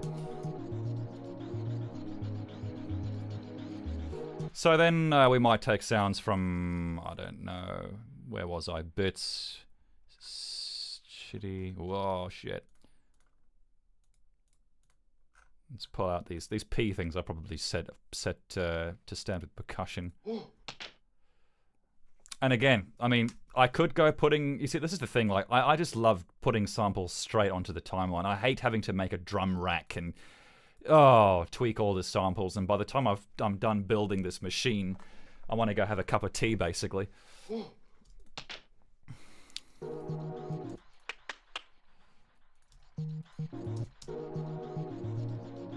So let's take that, split that,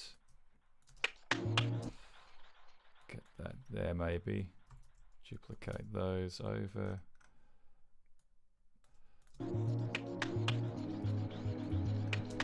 No, I want a kick. I want something to...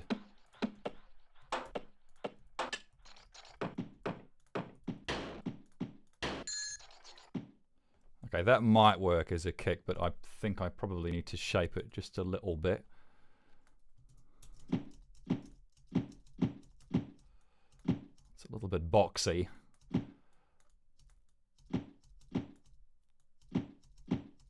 Again, iMac speakers, no idea what's actually going on.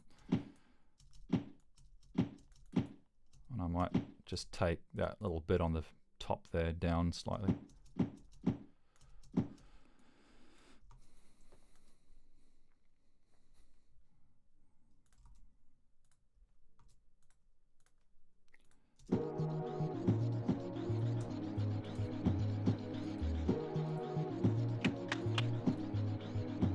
Actually, I prefer it if this was like...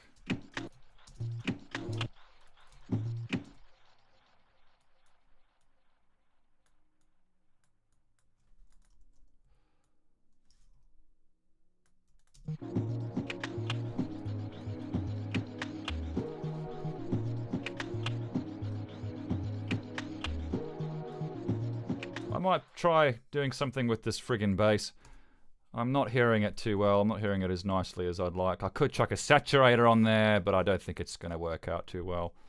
Alright, let's see how much I'm fucking boring, everybody. I'm listening through bass heavy Sony. They make everything deeper. Yeah, I like headphones that are more natural.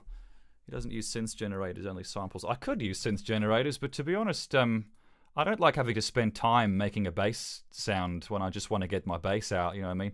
I could go back and replace this with a Silent or a whatever I've got here. Operator. Serum is good for bass too. Silent. Actually, Trillion is excellent. If you want a really good bass plugin, you'll go for Trillion. What happened to that GameCube remix? That never really manifested, did it? Have you heard of Dan Bull? No, actually, yeah, I think I have. Pogo is live, says Tuna1989. Yeah, so much disappointment to follow. Never watch one of these. Yeah, it's I don't know. This is just something I like to fuck around with when I've got the time. Kind of got a bit inspired when I saw Mr. Simon, because he was doing some awesome game streams of some old Sonic, some tatty-looking Sonic games, and it looked like a lot of fun. So what I need here is some kind of percussion stuff is what I need. Why have I collapsed this? Ted. That's kind of what it should have been, really. Maybe if I have another version. Damn it. This smaller resolution changes the way your mouse responds. Ugh. Maybe if we... yeah. I probably want to just... This is a quick way of quantizing, by the way. You select all your transients in here, and then you just quantize them like so. Like so.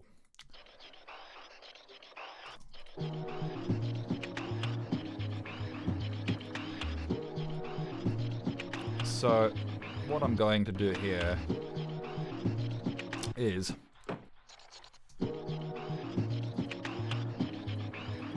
we just go hunting, basically.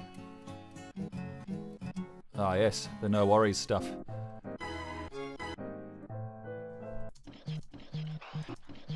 Why is that not playing?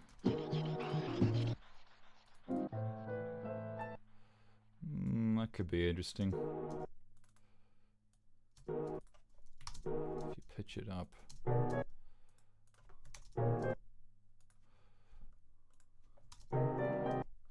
Or not, it's just not...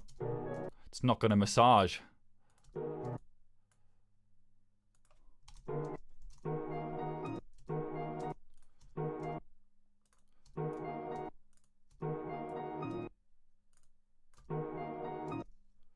Might just...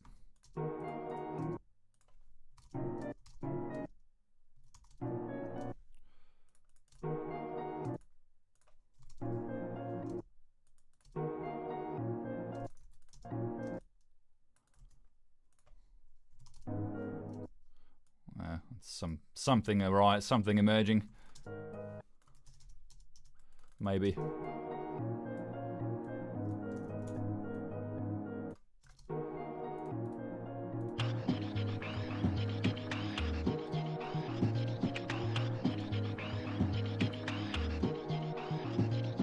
Need more percussion. Need more things that actually make it a movie remix.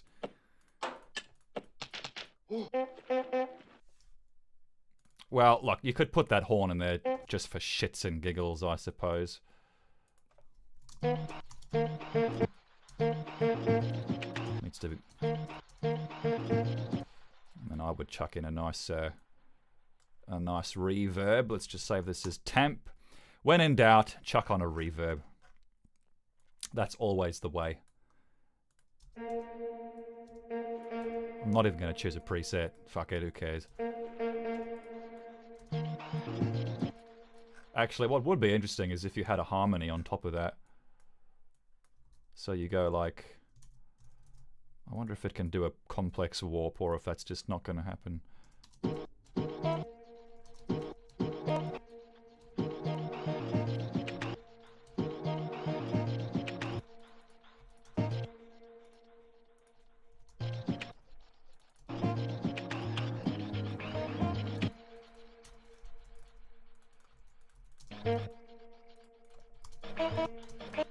That one's not warped all of a sudden.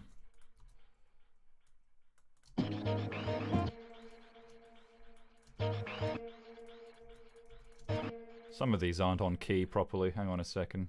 I might actually even have them on the second beats. That might make more sense.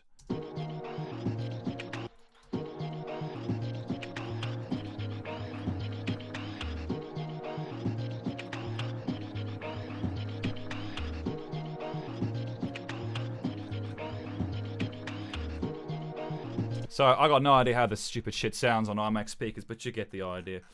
Yeah, I don't know. Teddy bear, she could. Bye, Truly. She could. Teddy bear.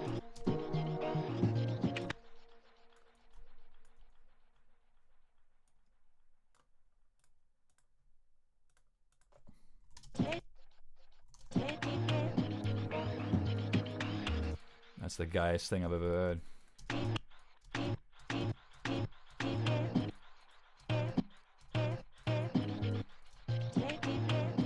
That needs to be tuned. The answer. About the cup. The answer. Nice. About the The answer. It's got chords in the background. That's It's a annoying. nice. So do. That's a nice.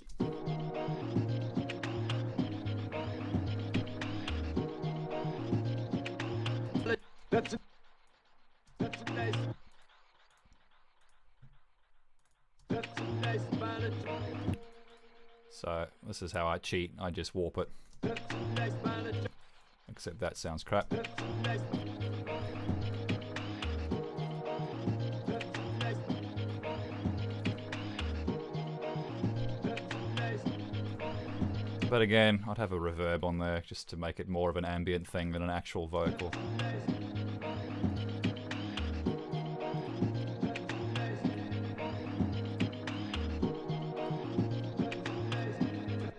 What I might do is actually...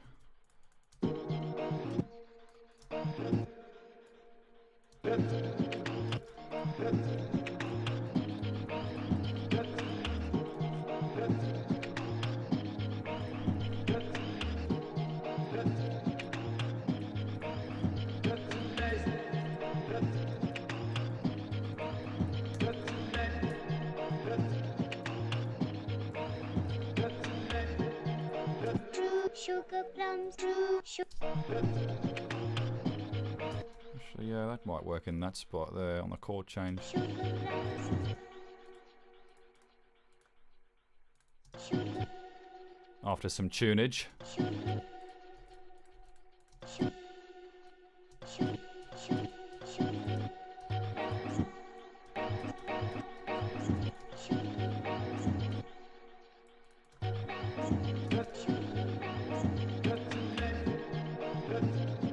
Scrub never. Sugar plums. Yeah. So you see how it sort of comes together. I don't know. This is just a heap of shit.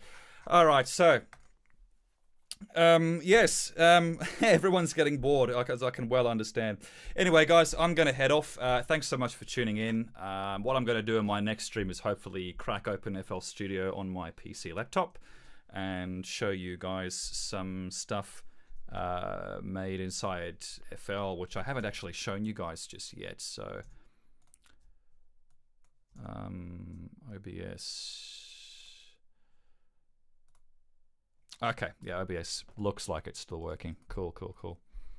All right, guys, I'm going to head to bed in about an hour. I might have a quick shower, have a hot cup of cocoa. It's getting pretty freaking cold here in Perth at the moment. It's getting quite nasty. And thanks so much for tuning in, everybody. It's been really, really cool showing you guys some shit. Really appreciate all the kind words. Panda whimpers. I've never heard that before, I don't think. Yeah, I'll have some kind of solitaire remix done by next stream. It should be a pretty good challenge. Thanks, Danielle. Thanks, James. How about Studio One? Huh? Yeah. And thanks, Tuno1989. And thanks, everybody, for tuning in. Thanks again, Mr. Simon. Thanks for tuning in, buddy. Yeah, I hope it's been of some assistance, some inspiration, and yeah, I look forward to seeing what everybody gets up to. Will you be streaming regularly? Yes, I hope to. Before you leave, could you say that track name again, Mr. Something Town? Yeah, Mr. Houndtown is the name of the track, but it's now called Smack and Snack on my SoundCloud. Yeah, what's my favorite video game of all time? I don't know. Skyrim is hard to beat, really. I think Fallout 4 comes pretty close. I am going to be releasing a new album, yes. I'm going to be taking some of my new SoundCloud releases and putting them up soon, I hope so. We'll hope to catch more of the next one. Thanks, Nick. Thanks, everybody. Thanks for tuning in, and I hope to have this up on my channel so you can see what your friends missed out on for not being here. Thanks, folks.